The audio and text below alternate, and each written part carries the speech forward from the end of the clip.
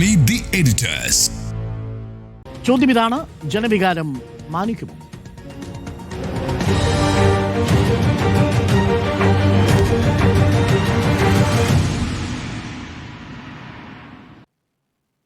പിയാസുനിൽ നിന്ന് തുടങ്ങാം. പിയാസുനിൽ കാത്തിരിക്കുകയാണ്. സമൂഹ മാധ്യമങ്ങളിൽ ട്രോളോട് ട്രോളാണ്. വോട്ട് ചെയ്ത എല്ലാവരെയും കൂടി ദില്ലിയിലേക്ക് വിളിപ്പിക്കുമോ എന്നതടക്കമുള്ള ട്രോളുകൾ സജീവമായിട്ട് ചർച്ചയാകുന്നു. ഇതുവരെയും തീരുമാനമായില്ല. പക്ഷേ നമുക്കറിയാം, ഒരു തീരുമാനം ഹൈക്കമാൻഡ് എടുത്തിട്ടുണ്ട്. അത് ജനവികാരം മാനിച്ചുള്ള തീരുമാനമായിരിക്കുമോ? തീർച്ചയായും ജനവികാരം മാനിച്ചുള്ള തീരുമാനത്തിലേക്ക് പോകാനാണ് ഹൈക്കമാൻഡ് ശ്രമിക്കുന്നത്. അരുൺ പറഞ്ഞതുപോലെ ഒരുപാട് ട്രോളുകളുണ്ട്. ആളുകൾ പതാകയുമായി ഇങ്ങനെ ഡൽഹിയിലേക്ക് നടക്കുന്ന ട്രോളുകളുണ്ട്. അവരെ ചീത്ത വിളിക്കുന്ന മറ്റാളുകളുണ്ട്. ആ നിലയിൽ കോൺഗ്രസ് ഹൈക്കമാൻഡിൻ്റെ തീരുമാനത്തെ, കോൺഗ്രസ് ഹൈക്കമാൻഡിനെ ആകെ പരിഹസിക്കുന്ന തരത്തിലേക്ക് കേരളത്തിലെ ഒരു സോഷ്യൽ മീഡിയ ട്രെൻഡ് മൊത്തം മാറുകയാണ്. ഏതായാലും ഹൈക്കമാൻഡ് വളരെ ഗൗരവമായി ഈ വിഷയങ്ങളൊക്കെ തന്നെ പരിശോധിച്ച് ചർച്ചകളുമായി മുന്നോട്ട് പോവുകയാണ്. നേരത്തെ മുഖ്യമന്ത്രി സ്ഥാനത്തേക്ക് മത്സരിച്ച് നിൽക്കുന്ന 3 നേതാക്കളുമായും ചർച്ച നടത്തിയിരുന്നു. അതിനുശേഷമാണ് ഒരു പ്രത്യേക സാഹചര്യമുണ്ടായത്, വലിയ പ്രതിഷേധ കാഴ്ചകളുണ്ടായത്. പിന്നീടാണ് ഇപ്പോൾ മുൻ KPCC അധ്യക്ഷന്മാരെ വിളിപ്പിച്ചത്, ഒപ്പം തന്നെ വർക്കിംഗ് പ്രസിഡന്റുമാരെ വിളിപ്പിച്ചത്. എല്ലാവരെയും കണ്ടു. ഇന്ന് 10 മുൻ KPCC അധ്യക്ഷന്മാരും വർക്കിംഗ് പ്രസിഡന്റുമാരടക്കമുള്ള 10 പേരാണ് ഇന്ന് രാഹുൽ ഗാന്ധിയെ കണ്ടത്. അതിൽ ഏതാണ്ട് 8 പേരും KC വേണുഗോപാൽ മുഖ്യമന്ത്രിയാകണമെന്നൊരു നിലപാട് സ്വീകരിച്ചു എന്നാണ് ഞാൻ മനസ്സിലാക്കുന്നത്. ഈ കണ്ടവരോടൊക്കെ തന്നെ രാഹുൽ ഗാന്ധി ചോദിച്ച 3 ചോദ്യങ്ങളാണ്. ഒന്നാമത്തെ ചോദ്യം, ആരൊക്കെയാണ് കേരളത്തിൽ ഇങ്ങനെയൊരു പ്രതിഷേധം നടത്തിയത്? 2, ആരാണ് ഈ പ്രതിഷേധത്തിന് പിന്നിൽ പ്രവർത്തിച്ചത്? 3, എന്തിനു വേണ്ടിയാണ് ഈ പ്രതിഷേധം നടക്കുന്നത്? അപ്പോൾ ഇതൊക്കെ ഒരു ആസൂത്രിത പ്രതിഷേധമാണോ എന്നാണ് രാഹുൽ ഗാന്ധി പ്രധാനമായും ഈ നേതാക്കളോടൊക്കെ തന്നെ ചോദിച്ചത്. അതായത് ആര് മുഖ്യമന്ത്രിയാകണം എന്നുള്ളതല്ല, ഏത് സാഹചര്യത്തിലാണ് കേരളത്തിൽ ഇങ്ങനെയൊരു പ്രതിഷേധ കാഴ്ചകൾ ഉണ്ടായത്, ആ അസാധാരണ സാഹചര്യങ്ങളെക്കുറിച്ചാണ് കൂടുതലായും രാഹുൽ ഗാന്ധി ഈ നേതാക്കളോടൊക്കെ ചോദിച്ചതെന്നാണ് ഞാൻ മനസ്സിലാക്കുന്നത്. ആ നിലയിലാണ് ഈ വിഷയത്തെ ഹൈക്കമാൻഡ് എടുക്കുന്നത്. ഇത് കേരളത്തിലെ ഒരു വിഭാഗം നടത്തുന്ന പ്രതിഷേധമായിരുന്നു. അത് പിന്നീട് കേരളത്തിൻ്റെ ഒരു പൊതുവികാരമാക്കി മാറ്റിയെടുത്തു എന്ന തരത്തിലൊക്കെയുള്ള ഒരു വിലയിരുത്തൽ ഹൈക്കമാൻഡിനുണ്ട്. ഇതിന് പിന്നിൽ ചില ശക്തികൾ പ്രവർത്തിച്ചിട്ടുണ്ട് എന്ന് ഹൈക്കമാൻഡ് വിലയിരുത്തുന്നുണ്ട്. ഏതായാലും ഹൈക്കമാൻഡിനെ വെല്ലുവിളിക്കുന്ന തരത്തിലേക്ക് ഈ ഒരു നീക്കം മാറി എന്ന തരത്തിൽ കൂടി ഹൈക്കമാൻഡ് ഈ സാഹചര്യങ്ങളെ വിലയിരുത്തുകയാണ്. അതാണ് ഹൈക്കമാൻഡിന് കിട്ടിയിരിക്കുന്ന റിപ്പോർട്ട് എന്ന് പറയുന്നത്. മാത്രമല്ല, ഹൈക്കമാൻഡ് നേരിട്ടും, കോൺഗ്രസ് ദേശീയ നേതൃത്വം നേരിട്ടും കേരളത്തിലെ സാഹചര്യങ്ങൾ വിലയിരുത്തിയിട്ടുണ്ട്. ഏതായാലും ആരെങ്കിലും ഭീഷണിപ്പെടുത്തിയതുകൊണ്ട്, ആരെങ്കിലും വെല്ലുവിളിച്ചതുകൊണ്ട് അതിന് കീഴടങ്ങിക്കൊണ്ടൊരു തീരുമാനത്തിലേക്ക് പോകേണ്ടതുണ്ടോ എന്ന കാര്യം കൂടി കോൺഗ്രസ് ഹൈക്കമാൻഡ് പരിശോധിക്കുന്നുണ്ട് എന്നാണ് ഞാൻ മനസ്സിലാക്കുന്നത്. ഏതായാലും ഇപ്പോൾ ഇന്ന് നടന്നിട്ടുള്ള ചർച്ചകളുടെ ഒരു പ്രധാനപ്പെട്ട അടിസ്ഥാനം എന്ന് പറയുന്നത് പ്രിയങ്ക ഗാന്ധിക്കടക്കം ഭീഷണികൾ വരുന്നു എന്നതാണ്. പ്രിയങ്ക ഗാന്ധിയെ വയനാട്ടിൽ പരാജയപ്പെടുത്തും എന്ന് പറഞ്ഞുള്ള ഭീഷണികൾ വരുന്നു. അങ്ങനെ പ്രിയങ്ക ഗാന്ധിയുടെ ഭാഗത്തു നിന്ന് ഇക്കാര്യത്തിലൊരു ആശങ്ക വരുന്നു ഹൈക്കമാൻഡിന് മുമ്പാകെ. ഏതായാലും അക്കാര്യങ്ങളൊക്കെ തന്നെയാണ് കോൺഗ്രസ് ഹൈക്കമാൻഡ് പരിശോധിക്കുന്നത്. പക്ഷേ ഈ വന്ന ആളുകളോടൊക്കെ തന്നെ, ഇന്ന് രാഹുൽ ഗാന്ധിയെ കണ്ടിട്ടുള്ള നേതാക്കളോടൊക്കെ തന്നെ രാഹുൽ ഗാന്ധി ചോദിച്ചൊരു ചോദ്യമുണ്ട്. ഇതുവരെയും കോൺഗ്രസ് ഹൈക്കമാൻഡ് ഓരോ സംസ്ഥാനത്തെയും മുഖ്യമന്ത്രിമാരെ തീരുമാനിച്ചത് എങ്ങനെയാണ്? അത് CLP യോഗം വിളിച്ച് MLA-മാരുടെ അഭിപ്രായം കേട്ട ശേഷമല്ലേ? അങ്ങനെയല്ലേ ഇനിയും തീരുമാനമെടുക്കേണ്ടത് എന്നുകൂടി രാഹുൽ ഗാന്ധി ചോദിച്ചിട്ടുണ്ട്. അതാണ് ഹൈക്കമാൻഡിൻ്റെ നിലപാട് എന്ന് പറയുന്നത്. അതായത് ഒരു സംസ്ഥാനത്ത് വിജയിച്ച MLA-മാർ എന്താണോ കൂട്ടമായി പറയുന്നത്, ഏറ്റവും അധികം MLA-മാർ എന്താണോ പറയുന്നത്, അതിനനുസരിച്ച് ഒരാളെ തീരുമാനിക്കുക. അതാണ് ഹൈക്കമാൻഡിൻ്റെ, കോൺഗ്രസ് നേതൃത്വത്തിൻ്റെ ഇതുവരെയുള്ള നിലപാട് എന്ന് പറയുന്നത്. ആ നിലപാട് തുടർന്നുകൊണ്ട് തന്നെയാണ് ഇത്തവണ കേരളത്തിൽ ഈ കിട്ടിയ വലിയ മേൽക്കൈയുടെ അടിസ്ഥാനത്തിൽ ആരെ മുഖ്യമന്ത്രിയാക്കണം എന്ന കാര്യത്തിലും ഹൈക്കമാൻഡ് ഒരു നിലപാടിലേക്ക് എത്തിയത്. പക്ഷേ അതിന് പിന്നാലെയാണ് അസാധാരണ സാഹചര്യങ്ങൾ ഉണ്ടാകുന്നത്, പോസ്റ്റർ കീറുന്നത്, തമ്മിലടി ഉണ്ടാകുന്നത്, തെരുവ് യുദ്ധമുണ്ടാകുന്നത്. അതിന് മുന്നേ തുടങ്ങി. പക്ഷേ അത്തരം സാഹചര്യങ്ങളൊക്കെ കേരളത്തിൽ അസാധാരണ കാഴ്ചയായി. കേരള ഹൗസിലേക്ക്, ഡൽഹിയിലേക്ക് ടൂറ് പോയ സംഘങ്ങളാണ് കേരള ഹൗസിലേക്ക് പ്രതിഷേധവുമായി എത്തിയത്. അപ്പോൾ ഇത് KPCC അധ്യക്ഷനെ വലിയൊരു അപരാധമായി പോയി എന്ന് പറയാം. അല്ല, ഞാൻ പറഞ്ഞത് ഇതൊന്നും വെറുതെ എത്തിയതല്ല എന്നാണ് ഹൈക്കമാൻഡിന് മുന്നിലുള്ള റിപ്പോർട്ട് എന്ന് പറയുന്നത്. അതായത് ഡൽഹിയിലേക്ക് ടൂർ പോയ ഒരു സംഘം ആളുകൾ ആ വാനിൽ നേരെ കേരള ഹൗസിൻ്റെ മുമ്പിലേക്ക് എത്തി NSUവിൻ്റെ കൊടി ഉയർത്തി മുദ്രാവാക്യം വിളിച്ചു. അവർ NSUക്കാരല്ല, NSUവിൻ്റെ കൊടി ഉയർത്തി മുദ്രാവാക്യം മുഴക്കിയത് അത് സാധാരണ സ്വാഭാവികമായി സംഭവിച്ചതല്ല എന്ന കാര്യത്തിൽ ഹൈക്കമാൻഡിന് സംശയമൊന്നുമില്ല, കോൺഗ്രസ് നേതൃത്വത്തിന് സംശയമൊന്നുമില്ല. ഇതുമായി ബന്ധപ്പെട്ട റിപ്പോർട്ട് അവർക്ക് ലഭിച്ചിട്ടുണ്ട്. ഏതായാലും ഇതൊക്കെ പരിശോധിച്ച് വരികയാണ്.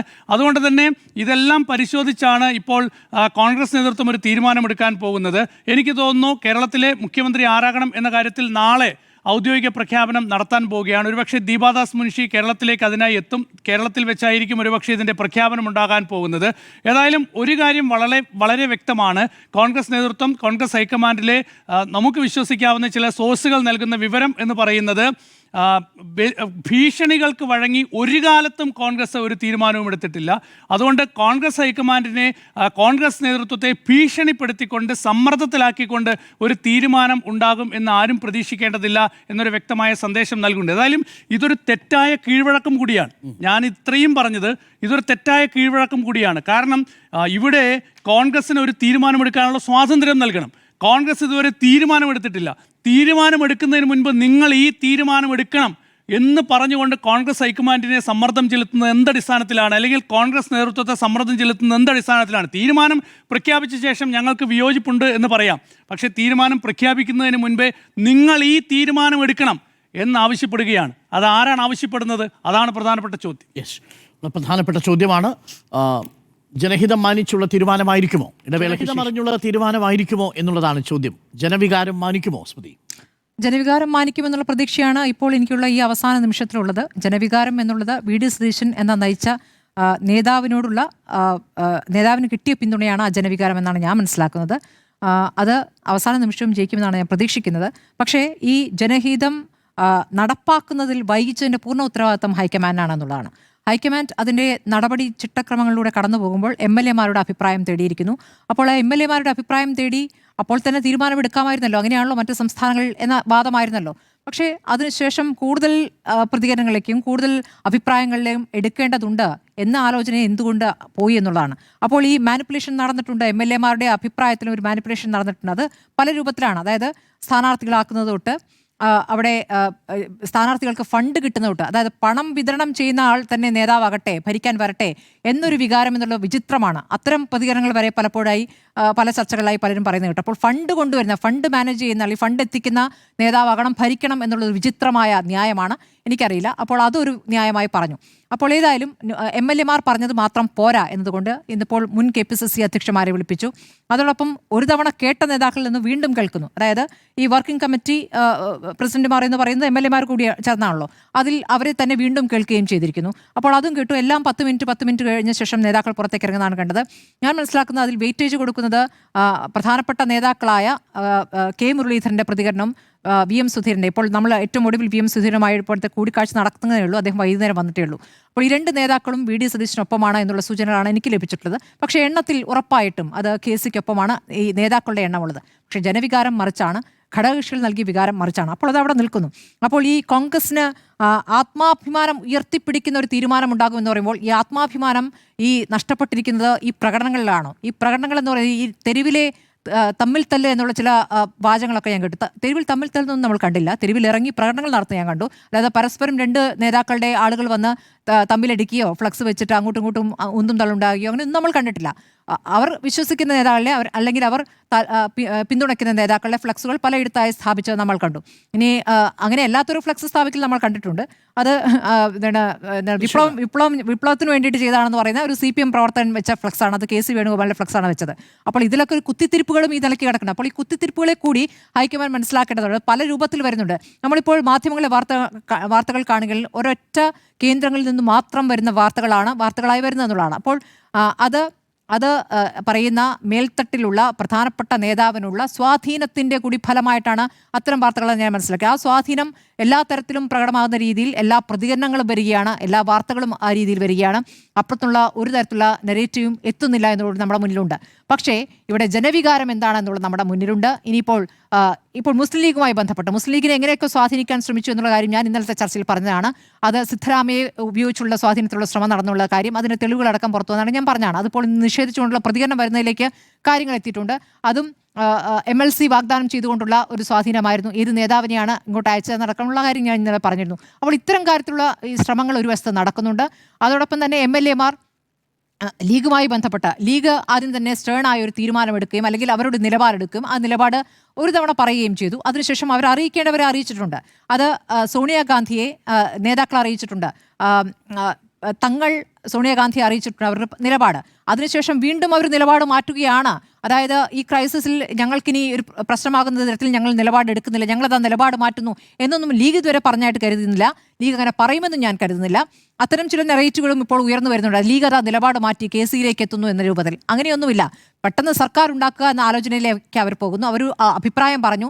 ഇനി ഇതല്ല എങ്കിൽ ഞങ്ങളിതാ മാറി നിൽക്കും എന്നൊന്നും ഇതുവരെ ലീഗ് പറഞ്ഞിട്ടില്ല. അപ്പോൾ അങ്ങനെ ലീഗ് പറഞ്ഞു എന്നുള്ള കഥയും ഉണ്ടാക്കേണ്ടതില്ല.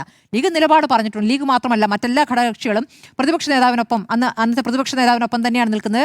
വി ഡി സതീശനൊപ്പം തന്നെയാണ് നിന്നിട്ടുള്ളത്. ഇപ്പോഴും ഇതുവരെയും അങ്ങനെ തന്നെയാണ് നിൽക്കുന്നത്. നാളെ ഇപ്പോൾ ലീഗ് പ്രവർത്തക സമിതി യോഗം ചേരുന്നുണ്ട്. ആ പ്രവർത്തക സമിതി യോഗം മാറി നിലപാട് ആലോചിക്കാനും പറയാനുമാണ് എന്ന രൂപത്തിലുള്ള വ്യാഖ്യാനങ്ങളും വരുന്നുണ്ട്. അതും ഞാൻ ആ രൂപത്തിൽ എടുക്കുന്നില്ല. അത് യഥാർത്ഥത്തിൽ തങ്ങൾക്ക് വേണ്ട മന്ത്രിസ്ഥാനങ്ങൾ ആരൊക്കെ മന്ത്രിമാരാകണം എന്നുള്ള ആലോചനയ്ക്കായിട്ടാണ് ആ പ്രവർത്തക സമിതി എന്നാണ് ഞാൻ മനസ്സിലാക്കുന്നത്. അപ്പോൾ ഈ കൂട്ടമായി പറയുന്നത് എന്താണ്, അതാണ് ശരി എന്ന് പറയുമ്പോൾ ഈ കൂട്ടം എങ്ങനെ സൃഷ്ടിക്കപ്പെടുന്നു എന്ന് കൂടി പ്രധാനമാണ്. അത് പരിശോധിക്കേണ്ടതെന്നുള്ളതാണ്. ആ കൂട്ടം ഒരു ഭൂരിപക്ഷം എങ്ങനെ സൃഷ്ടിക്കപ്പെടുന്നു എന്നുള്ളതാണ് മനസ്സിലാക്കേണ്ടത്. ആ ഭൂരിപക്ഷം 102 എന്ന ഭൂരിപക്ഷത്തോട് ചേർന്ന് നിൽക്കുന്നല്ല എന്നുള്ളതാണ് എൻ്റെ അഭിപ്രായം.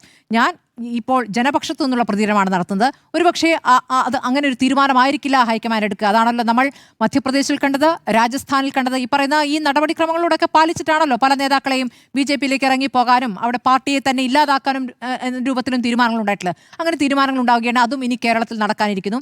അതിൽ ഞാനിപ്പോൾ രാഹുൽ ഗാന്ധിയും പ്രിയങ്ക ഗാന്ധിയും മറ്റ് സംസ്ഥാനങ്ങളിൽ നിന്ന് വിഭിന്നമായി കേരളവുമായി അടുത്ത് നിൽക്കുന്ന നേതാക്കളാണ്. ഇവിടെ മത്സരിച്ച് ജയിച്ച നേതാക്കളാണ്. അപ്പോൾ കേരളത്തിലെ ഗ്രൗണ്ട് റിയാലിറ്റി കുറച്ചുകൂടി അടുത്തൊന്ന് നോക്കിക്കാണാൻ കഴിയണമായിരുന്നു. ഏതെങ്കിലും നേതാക്കൾ പറഞ്ഞ് ചെവിയിലേക്ക് എത്തിക്കുന്ന കാര്യങ്ങളല്ലാതെ സ്വയം മനസ്സിലാക്കാനുള്ള ഒരു കഴിവ് കൂടി ഇക്കാര്യത്തിൽ കാണിക്കേണ്ടതായിരുന്നു. അത് പ്രിയങ്കയ്ക്ക് ആ തരത്തിലുള്ള ബോധ്യം വന്നിട്ടുണ്ട് എന്നാണ് ഞാൻ മനസ്സിലാക്കുന്നത്. പ്രിയങ്കയെ ഭീഷണിപ്പെടുത്തും എന്നൊക്കെ പറയുന്നത് സോഷ്യൽ മീഡിയയിലെ ഭീഷണിപ്പെടുത്തലാണോ ഇതിൽ പ്രധാനപ്പെട്ട കാര്യം? അങ്ങനെയൊക്കെയാണെങ്കിൽ നമുക്കൊക്കെ ഈ ഭീഷണികളൊക്കെ ഉണ്ടായിട്ടില്ലേ? അതാണോ പ്രധാനപ്പെട്ട കാര്യം? സോഷ്യൽ മീഡിയയിൽ ഭീഷണിയല്ല, അല്ല നേതാക്കളെ നേരിട്ട് വിളിച്ച് ഭീഷണിപ്പെടുത്തിയോ ഫോൺ വിളിച്ച് ഭീഷണിപ്പെടുത്തിയോ അത്തരം ഒരു കാര്യങ്ങൾ നടന്നിട്ടില്ല. ഇവിടെ തിരിഞ്ഞിട്ടുള്ള ആക്രമണങ്ങൾ എല്ലാ കാലത്തിലും എല്ലാ ഘട്ടത്തിലും എല്ലാ സമയത്തും ഇവിടെ സോഷ്യൽ മീഡിയയിൽ നമ്മൾ കാണുന്നുണ്ട്. ഏറ്റവും ഒടുവിൽ കണ്ട ഒരു രസകരമായ ഭീഷണി എന്ന് പറയുന്നത് ഇവിടെ രാഹുൽ മാങ്കൂട്ടത്തിലെ രാഷ്ട്രീയത്തിൽ നിന്നും എറിഞ്ഞു കളഞ്ഞ വി ഡി സതീശനെ മുഖ്യമന്ത്രിയാക്കാനോ അത് തടയണ്ടേ എന്ന രീതിയിലാണ്. അപ്പോൾ ആ ഒരു വാദം കൂടെ ഇവിടെ ഉയരുന്നുണ്ട്. ഇത്തരത്തിൽ പലരും പല രൂപത്തിൽ സോഷ്യൽ മീഡിയയിൽ പ്രതികരിക്കും. അതല്ലല്ലോ അന്തിമമായ തീരുമാനം. പക്ഷേ ജനങ്ങൾ തെരുവിലിറങ്ങിയ ജനങ്ങൾ ഒരു നിലപാടെടുത്ത് പറഞ്ഞതാണ്. ഇനിയും തീരുമാനമായില്ലെങ്കിൽ അത് വലിയ രീതിയിൽ തിരിച്ചടിക്കുമെന്നുള്ളതാണ്. നാളെ പറയുമായിരിക്കും. നാളെ പറയുന്ന തീരുമാനം എന്താണെന്ന് ഞാൻ ഉറ്റുനോക്കുന്നു. പക്ഷേ ഞാൻ ഈ പറയുന്ന ജനവികാരത്തിനൊപ്പം നിൽക്കുന്നു. ഞാൻ ഈ നിമിഷത്തിലും പ്രതീക്ഷിക്കുകയാണ്. എനിക്കൊരു സംശയം ചോദിച്ചോട്ടെ സ്മൃതി. അതായത് ഈ തമ്മിൽ തല്ലില്ല എന്ന് പറയുമ്പോൾ 13 പോസ്റ്ററുകളാണ് നമ്മൾ തന്നെ റിപ്പോർട്ട് ചെയ്തതനുസരിച്ച് KC വേണുഗോപാലിൻ്റെ പടം വെട്ടിമാറ്റിയത്. ഏകദേശം 7 8 പോസ്റ്ററുകളിലും ബാനറുകളിലും കരിയോയിൽ പൂശുന്ന ചിത്രങ്ങൾ കണ്ടു. ഇതൊക്കെ യഥാർത്ഥത്തിൽ കരിയോയിൽ അവിടെ ഇവിടെയും ഞാൻ പറഞ്ഞ എന്താണ്, തമ്മിൽ സംഘട്ടനമില്ല. പ്രകടനങ്ങളിൽ സംഘടന, ഞാൻ ഫ്ലക്സിന്റെ കാര്യമല്ല പറഞ്ഞത്. ഫ്ലക്സ് ഓരോ നേതാക്കൾക്കും താല്പര്യമുള്ള നേതാക്കളുടെ ഫ്ലക്സുകൾ പലയിടത്തും വരുന്നുണ്ട്. KCയുടെ ഉയർന്നു, KCയുടെ സെക്രട്ടേറിയറ്റിന് മുന്നിൽ ഉയർന്നത്, അല്ല KPCC ആസ്ഥാനത്തിന് മുന്നിൽ ഉയർന്നത് എടുത്തു മാറ്റിയത് നമ്മൾ കണ്ടാണല്ലോ. അത് വലിയ ഫ്ലക്സ് ആയിരുന്നു. അതേപോലെ പലയിടത്തും VDയുടെയും വലിയ ഫ്ലക്സുകളുണ്ട്. ഇപ്പോൾ ഇന്നത്തെ ദിവസവും പലയിടത്തും ഫ്ലക്സുകൾ ഉയർന്നിട്ടുണ്ട്.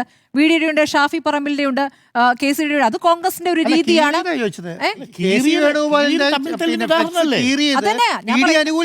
അതെ, VD അനുകൂലികളാണ്. അത് ശരിയാണ്. ഞാൻ പറഞ്ഞ സംഘടനം എന്ന് വെച്ചാൽ പ്രവർത്തകർ തമ്മിലുള്ള സംഘടനം പ്രകടനങ്ങളിൽ നടന്നിട്ടില്ല എന്ന് ഞാൻ പറഞ്ഞത്.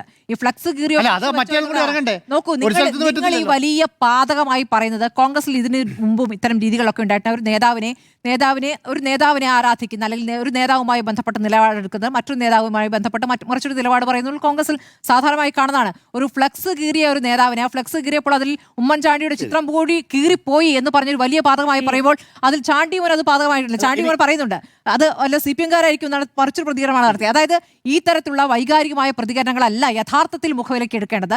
പക്ഷേ ഈ പ്രകടനങ്ങൾ, ജനങ്ങൾ തെരുവിലേക്ക് ഇറങ്ങുന്നുണ്ട്. അത് എത്രത്തോളം ഇറങ്ങിയിട്ടുണ്ട് എന്നുള്ള സംസ്ഥാനത്തിന്റെ ഓരോ ഭാഗങ്ങളായി നോക്കിയാൽ കാണാം. അത് ഏതെങ്കിലും ഒരു ഭാഗത്ത് കേന്ദ്രീകരിച്ചുള്ള പ്രകടനങ്ങളല്ല എന്നുകൂടി അങ്ങ് മനസ്സിലാക്കാം. പക്ഷേ സ്മൃതി നോക്കൂ, നമ്മൾ തെരഞ്ഞെടുത്ത 63 കോൺഗ്രസ് MLA-മാർ, കേരളത്തിലെ കോൺഗ്രസിന്റെ മുൻ KPCC അധ്യക്ഷന്മാർ, ഇപ്പോഴത്തെ കോൺഗ്രസിന്റെ വർക്കിംഗ് പ്രസിഡന്റുമാർ, കോൺഗ്രസിന്റെ മുതിർന്ന നേതാക്കൾ, കോൺഗ്രസിന്റെ തെരഞ്ഞെടുത്ത MLA-മാർ, ഇനി ഹൈക്കമാൻഡ് ആരോടാണ് തങ്ങളുടെ പാർട്ടിയിലെ നിയമസഭാ കക്ഷി നേതാവിന് ആരാകണമെന്ന് അഭിപ്രായം ചോദിക്കേണ്ടത്? അല്ല, ഞാനപ്പോൾ പറഞ്ഞത് അങ്ങ് ശ്രദ്ധിച്ചില്ല എന്നൊന്നും ആ സമയത്ത്. അതായത് ഈ ജനവിധി വന്നു കഴിഞ്ഞു. ജനവിധി എന്നുള്ളത് ഈ പ്രതിപക്ഷ നേതാവ് നൽകിയിരുന്ന ഉറപ്പുകളുടെ അടിസ്ഥാനത്തിൽ വന്ന ജനവിധി തന്നെയാണ്. അതിനിടയ്ക്ക് പിന്നാമ്പുറത്ത് കൂടി കയറി വന്ന ശേഷം ഞാൻ മുഖ്യമന്ത്രിയാകാം എന്ന് പറയുന്നതിൽ ഒരു ശരികേടുണ്ട്. അല്ലാത്ത രീതിയിൽ മത്സരിച്ചാണെങ്കിൽ ഞാൻ ഈ വാദം പറയില്ലെന്നേ.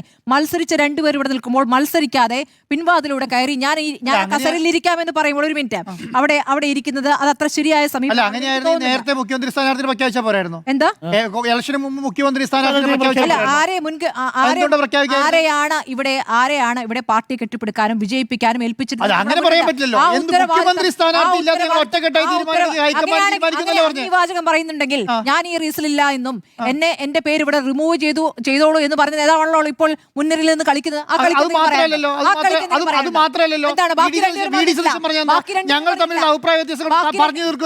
അതൊക്കെ എന്താണ് ഈ നേതാക്കൾ അങ്ങനെയാണ് പറഞ്ഞോളൂ. അങ്ങയുടെ അഭിപ്രായം പറഞ്ഞു. ഞാൻ എന്റെ അഭിപ്രായമാണ് പറഞ്ഞത്. എന്റെ അഭിപ്രായമാണ് ഞാൻ പറഞ്ഞത്. ഞാൻ ഈ റേസിലില്ല എന്ന് പറയുകയും എന്റെ പേര് കട്ട് ചെയ്തോളൂ എന്ന് പറയുന്ന ആൾ പിന്നീട് ജയം ഇത്രയും 102 എന്ന ഭൂരിപക്ഷം കിട്ടിയപ്പോൾ ആ മത്സരത്തിലേക്ക് വരികയാണ് ചെയ്തിരിക്കുന്നത്. അത് ഒരു ശരിയായ സമീപനമായിട്ട് എനിക്ക് തോന്നുന്നില്ല. പബ്ലിക് അക്കൗണ്ട് സമിതിയുടെ ചെയർമാനായി PSC ചെയർമാനായി ഈ തെരഞ്ഞെടുപ്പ് വിധിക്ക് തൊട്ടുമുന്നെയാണ് അദ്ദേഹത്തിനെ ചെയർമാനാക്കുന്നത്. അപ്പോൾ ആ സ്ഥാനം കിട്ടുമ്പോഴും അദ്ദേഹം മിണ്ടില്ല. ആ സ്ഥാനം ഒരു വർഷം അങ്ങോട്ട് കൊണ്ടുപോട്ടെ എന്ന് വിചാരിച്ചു. ഇത്രയും വലിയ വിധി വന്ന ശേഷമാണ് ആ സ്ഥാനവുമായി ബന്ധപ്പെട്ട് ഇനി തീരുമാനം എടുക്കേണ്ടി വരിക. അപ്പോൾ ആ സ്ഥാനത്തേക്ക് തീരുമാനിക്കുന്നതും പാർട്ടിയാണല്ലോ. അപ്പോൾ പാർട്ടി അപ്പോഴും അത് ആലോചിച്ചിട്ടില്ല. അപ്പോൾ നല്ല വിധി വന്നപ്പോൾ പോരുന്നു. നല്ല വിധി ഉണ്ടായിരുന്നില്ലെങ്കിൽ PSC ചെയർമാനായി തുടരാം. ഹൈക്കമാൻഡ് ഈ പൊതുവികാരം എങ്ങനെ ഈ ഹൈക്കമാൻഡ് പൊതുവികാരം അളക്കണമെങ്കിലേ ഗ്രൗണ്ടിൽ റിയാലിറ്റി അറിയാൻ ഘടകകക്ഷികൾ പറയുന്നത് അത് മാത്രമല്ല. രാഹുൽ ഗാന്ധിക്ക് കേരളത്തിലേക്ക് വന്നാൽ കേരളത്തിന്റെ സാഹചര്യങ്ങൾ മനസ്സിലാക്കാവുന്നതാണ്. ഞാൻ രാഹുൽ ഗാന്ധി അത് മനസ്സിലാക്കിയിട്ടുണ്ടോ എനിക്കറിയില്ല. ഇവരെ ചർച്ചകൾ എങ്ങനെയാണ് പോകുന്നത്? നിങ്ങൾ ഞാനും നിങ്ങളും തമ്മിലുള്ള ചർച്ചയല്ല. ഞാൻ എന്റെ അഭിപ്രായം പറയുന്നു. നിങ്ങളുടെ സംശയം ആളല്ല ഞാൻ. എന്റെ അഭിപ്രായം പറയുകയാണ്. ഡോക്ടർ അരുൺ, എനിക്ക് നിങ്ങളുടെ സംശയങ്ങൾ തീരുകയില്ലാത്ത സംശയങ്ങൾ നിങ്ങൾക്ക് നിങ്ങളുടെ അഭിപ്രായങ്ങളെ തർക്കമേ ഇല്ല. ഞാൻ എന്റെ അഭിപ്രായം പറഞ്ഞു. നമ്മുടെ മുന്നിലെ വസ്തുതകൾ എന്ന് പറയുന്നത് KPCCയിലെ മുതിർന്ന നേതാക്കളും മുതിർന്ന അധ്യക്ഷന്മാരിൽ ഭൂരിപക്ഷവും KCക്കൊപ്പമാണ്. ശരി, ഗ്രൗണ്ട് റിയാലിറ്റി അറിയണം. ഈ മുതിർന്ന നേതാക്കളിൽ ഭൂരിപക്ഷവും നിങ്ങൾ എങ്ങനെയാണ് എണ്ണിയത്? ഒന്ന് പറഞ്ഞുതരൂ. ഓരോ നേതാക്കളും പേര് പറയൂ. തിരിച്ചു പറയൂ. അല്ലോ, അങ്ങ് പറയും. നമ്മുടെ റിപ്പോർട്ടർമാർ റിപ്പോർട്ട് ചെയ്യുന്നല്ലേ? റിപ്പോർട്ടർമാർ റിപ്പോർട്ട് ചെയ്യാൻ ഞാൻ പറഞ്ഞ ഒരു ഭാഗത്ത് മാത്രമുള്ള നെറേറ്റീവാണ് കിട്ടുന്നത് എന്നുള്ളതാണ് ഞാൻ മനസ്സിലാക്കുന്നത്. കെ മുരളീധരൻ VDക്കൊപ്പമാണ്. VM സുധീരൻ മുരളിക്കൊപ്പമാണ്. നിങ്ങൾ പ്രതീക്ഷിക്കാത്ത തിരുവഞ്ചൂർ രാധാകൃഷ്ണൻ VDക്കൊപ്പമാണ്. ഓരോരുത്തരുടെയും ബോധ്യങ്ങളാണല്ലോ.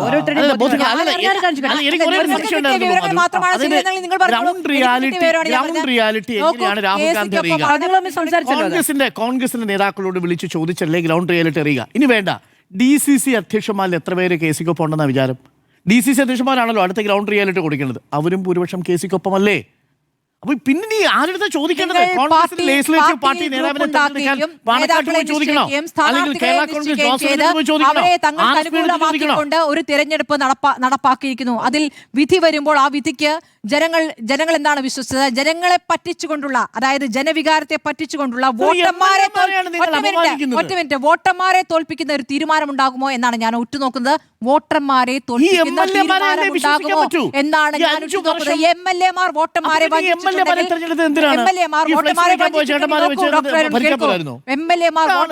ഞാൻ പറയുന്നത് പൂർത്തിയാക്കട്ടെ. വോട്ടർമാരെ MLA-മാർ വഞ്ചിച്ചിട്ടുണ്ടെങ്കിൽ ഇവിടെ വരാനിരിക്കുന്ന ഉപതെരഞ്ഞെടുപ്പിൽ അതിന്റെ ഫലം അറിയാം. അത്രയും. മധുവിലേക്ക് വരാം. ജനവികാരം മാനിക്കുമോ മുഖ്യമന്ത്രിയെ തിരഞ്ഞെടുക്കുന്നതിൽ എന്നുള്ളതാണ് ചോദ്യം. മധു, ഞാൻ വളരെ ചുരുക്കമേ പറയാൻ തീരുമാനിച്ചിട്ടുള്ളൂ. നാണം ഒരു പക്ഷവ്യത്യാസമില്ലാത്ത വികാരമാണ് എന്ന് ഞാൻ വിചാരിക്കുന്നു. ഇപ്പോൾ CLP നോക്കി ഒരു തീരുമാനം എടുക്കാനാണ് ഹൈക്കമാൻഡ് തീരുമാനിക്കുന്നതെങ്കിൽ അങ്ങനെ തീരുമാനിക്കൂ. ഇവിടെ ആരെങ്കിലും ഒരു തീരുമാനം വൈകണം എന്ന് പറഞ്ഞോ എന്ന് എനിക്കറിയില്ല. തീരുമാനം ഇന്നതാകണം എന്ന് 3 പക്ഷത്തു നിന്നും പറയുന്നുണ്ട്. ശരിയാണ്. പക്ഷെ തീരുമാനം വൈകണമെന്ന് ആരും പറഞ്ഞിട്ടില്ല. അതിലൊരു പൊതുമാനദണ്ഡമുണ്ടെങ്കിൽ അങ്ങനെ പ്രഖ്യാപിക്കുക എന്നുള്ളതാണ്. ഇനി നേരത്തെ സുനിൽ സാർ പറയുന്നുണ്ടായിരുന്നു അങ്ങനെ പ്രഖ്യാപിച്ചു കഴിഞ്ഞിട്ട് വേണമെങ്കിൽ അത് എതിരാണ് എങ്കിൽ പ്രതിഷേധിക്കാമെന്ന്. അങ്ങനെ തീരുമാനിച്ചതിന് ശേഷം പ്രതിഷേധിച്ചാൽ അപ്പോൾ ഈ ഹൈക്കമാൻഡ് എന്തു ചെയ്യും? ഹൈക്കമാൻഡിന്റെ തീരുമാനത്തെ വെല്ലുവിളിച്ചോ എന്ന് ഉടവാളെടുത്തു നിൽക്കും, ഉറഞ്ഞു തുള്ളും. സ്വാഭാവികമായും അത് പരാജയപ്പെടും. അതിനുള്ള നീക്കങ്ങൾ നടക്കുന്നുവെന്ന് ഏറ്റവും മിനിമം കോൺഗ്രസ്സുകാർക്കറിയാം.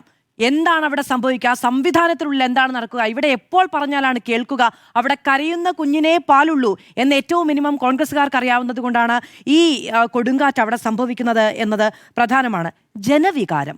അത് നോക്കൂ, ഇപ്പൊ ജനവികാരം VD സതീശന് അനുകൂലമാണ്, ജനവികാരം ചെന്നിത്തലയ്ക്ക് അനുകൂലമാണ്, ജനവികാരം KC വേണുഗോപാൽ അനുകൂലമാണ് എന്നത് അവിടെ നിൽക്കട്ടെ. ജനവികാരം ഒരു പാർട്ടി മാനിക്കരുത് എന്ന് പറയുന്നത് എന്തൊരു ജനാധിപത്യ വിരുദ്ധതയാണ്. ജനവികാരം തങ്ങൾക്ക് അനുകൂലമാണെന്ന് നേതാക്കൾ തെളിയിക്കട്ടെ എന്നേ. അത് മത്സരത്തിന് മുൻപ് തെളിയിക്കാനുള്ള സാധ്യത ഒരു പാർട്ടിയുടെ ചട്ടക്കൂടിനുള്ളിൽ നിൽക്കുന്നില്ല എങ്കിൽ അത് അതിനുശേഷം തെളിയിക്കണമല്ലോ. ഈ ജനവികാരത്തിന്റെ ചിറകേറിയാണ് ഏത് അധികാര കോട്ടക്കൊത്തളത്തിനും മുകളിലേക്ക് പറന്നിറങ്ങിയിരിക്കുന്നത് എന്നത് മറന്നു പോകരുത്. അപ്പോൾ അത് അവനവന് അനുകൂലമാണ് എന്ന് ഉറച്ച ആത്മവിശ്വാസം എല്ലാ നേതാക്കൾക്കും അത്യാഡംബരമൊന്നും ആയിരിക്കില്ല എന്ന് വിചാരിക്കുന്നു. ഇതിപ്പോ എന്താ പ്രശ്നം അറിയാമോ? കുറേ നേതാക്കൾക്ക് ഒരിക്കലും മാറാത്ത ഡാമേജ് ഉണ്ടായിരിക്കുന്നു എന്നത് വളരെ കൗതുകകരമായ ഒരു കാര്യമാണ്. ഇപ്പൊ ഷാഫി പറമ്പിലിന്റെ ഒരു ഫോട്ടോ ഒരു ഫേസ്ബുക്ക് പോസ്റ്റ് താഴെ സാധാരണഗതിയിൽ ജൈവിളിയും ബീജമും മാത്രമേ ഉണ്ടാകാറുള്ളൂ. ഇപ്പോൾ ഒന്ന് കയറി നോക്കൂ, ഈ വിജയവുമായി ബന്ധപ്പെട്ട് ഷാഫി പറമ്പിലിന്റെ പോസ്റ്റിന് താഴെ വരുന്ന കമന്റുകൾ നോക്കൂ. ആദ്യമൊക്കെ വലിയ അഭിനന്ദനമാണ്. ഷാഫി പറമ്പിൽ രാത്രി പകലില്ലാതെ പണിയെടുത്തൊരു നേതാവാണ് ഈ തെരഞ്ഞെടുപ്പിന്റെ സമയത്ത്. വലിയ അഭിനന്ദന പ്രവാഹമാണ്. പിന്നീട് ഇങ്ങോട്ട് വരുന്ന സമയത്ത് നിങ്ങൾ ഈ പറയുന്ന ജനവികാരത്തെ വെല്ലുവിളിക്കുന്നു എന്നുള്ള ചോദ്യമാണ് ഷാഫി പറമ്പിലിന്റെ അടക്കം ഫേസ്ബുക്കിലൊക്കെ വന്നിരിക്കുന്നത്. ഞാൻ കഴിഞ്ഞ ദിവസം റോജി എം ജോണിന്റെ ഫേസ്ബുക്ക് പോസ്റ്റിന് താഴെ വന്നിരിക്കുന്ന കമന്റുകളിൽ ഇതിനിപ്പോൾ കാശ് കൊടുത്തിട്ട കമന്റുകളാണോ എന്ന് അറിയാനുള്ള ഒരു പൊതു കൗതുകത്തിന്റെ പേരിൽ ഞാൻ ഒരു 25 പ്രൊഫൈൽ കയറി നോക്കി. അതൊന്നും പെയ്ഡ് പ്രൊഫൈലാണ് എന്ന് ഞാൻ വിചാരിക്കുന്നില്ല. അപ്പൊ അങ്ങനെ ഒരു പ്രവണത ഇവിടെ ഉണ്ട് എന്നുള്ളതാണ്. ഇപ്പൊ കെ സുധാകരൻ വലിയ അണികളിൽ വലിയ സ്വാധീനമുള്ള നേതാവാണ്. അദ്ദേഹം ആദ്യം രമേശ് ചെന്നിത്തലയ്ക്ക് അനുകൂലമായും പിന്നെ KC വേണുഗോപാൽ അനുകൂലമായും നിലപാടെടുത്തു.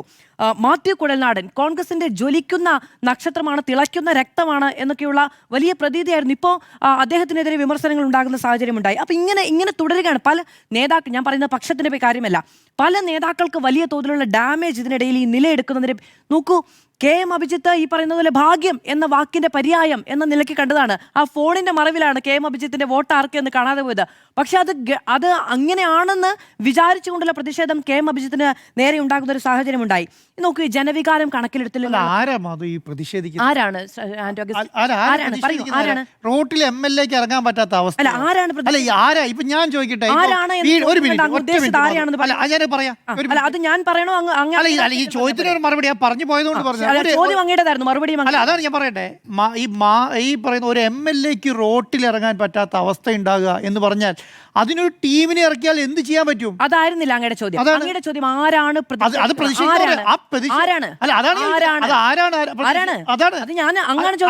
VD സതീശന് അനുകൂലമായി വോട്ട് ചെയ്യണം ഒരു MLAയോട് ലോജിക്ക് എന്താ? VD സതീശനായിട്ടൊരു VD സതീശന് അനുകൂലമായി വോട്ട് ചെയ്യണമെന്ന് MLA റോഡിൽ തടഞ്ഞു നിർത്തി സംവിധാനമാണ്. പൊതുജനാണെന്ന് വിചാരിക്കുന്നുണ്ടോ? അത് പൊതുജനാണെന്ന് വിചാരിക്കുന്നുണ്ടോ? അത് പൊതുജന അല്ല മാധു.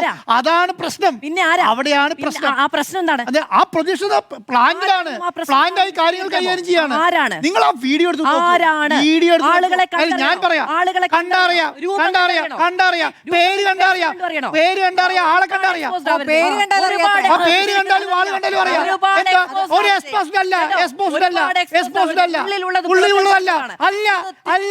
ഇതിന് മുൻപ് ഇതുണ്ടായിട്ടുണ്ട്. പറയും വായിൽ വരുന്ന സാധനം വിഴുങ്ങിയിട്ട് പോകുന്ന വിചാരിക്കണ്ട. പറഞ്ഞോളൂ, എനിക്ക് കുഴപ്പമില്ല. ജനം ഓടിച്ചതോളൂ. ജനം ഓടിച്ചെയ്യുന്ന കാര്യത്തെ കുറിച്ചാണ് പറയുന്നത്. കേരളത്തിന് ഒരു മുഖ്യമന്ത്രിയെ തെരഞ്ഞെടുക്കുന്ന സമയത്ത് വൺ സൈഡഡ് ആയിട്ട് കാര്യങ്ങൾ മുന്നോട്ട് കൊണ്ടുപോകുന്നത് നോക്കി ഉണ്ടായിരിക്കണം. ആളുകൾക്ക് ചാപ്പ് കുത്തി കൊടുക്കും. അത് കണ്ടിട്ട് മിണ്ടാതിരിക്കണോ? ഞാൻ എന്റെ അഭിപ്രായമാണ് പറയുന്നത്. അത് അവിടെ നിൽക്കുന്നു, അങ്ങേക്ക് വിടുന്നു.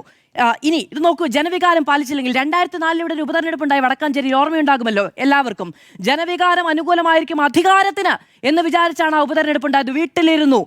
അപ്പോ അങ്ങനെയുള്ളത് ഇനിയും ഉണ്ടാകാം എന്നത് പ്രധാനമാണ്. അപ്പോ ഇനി ഈ പറയുന്ന BJP പറയുന്ന ഒരു നെറേറ്റീവ് ഉണ്ടല്ലോ. BJP പറയുന്ന നെറേറ്റീവ് BJPക്ക് 5 മിനിറ്റ് മുമ്പേ പറഞ്ഞാലേ ഞങ്ങൾ ശരിയാവുകയുള്ളൂ എന്നൊരു തീരുമാനമുണ്ടെങ്കിൽ അതുമാകാം. അതും ഞാൻ അങ്ങനെ തന്നെ വിടുന്നു.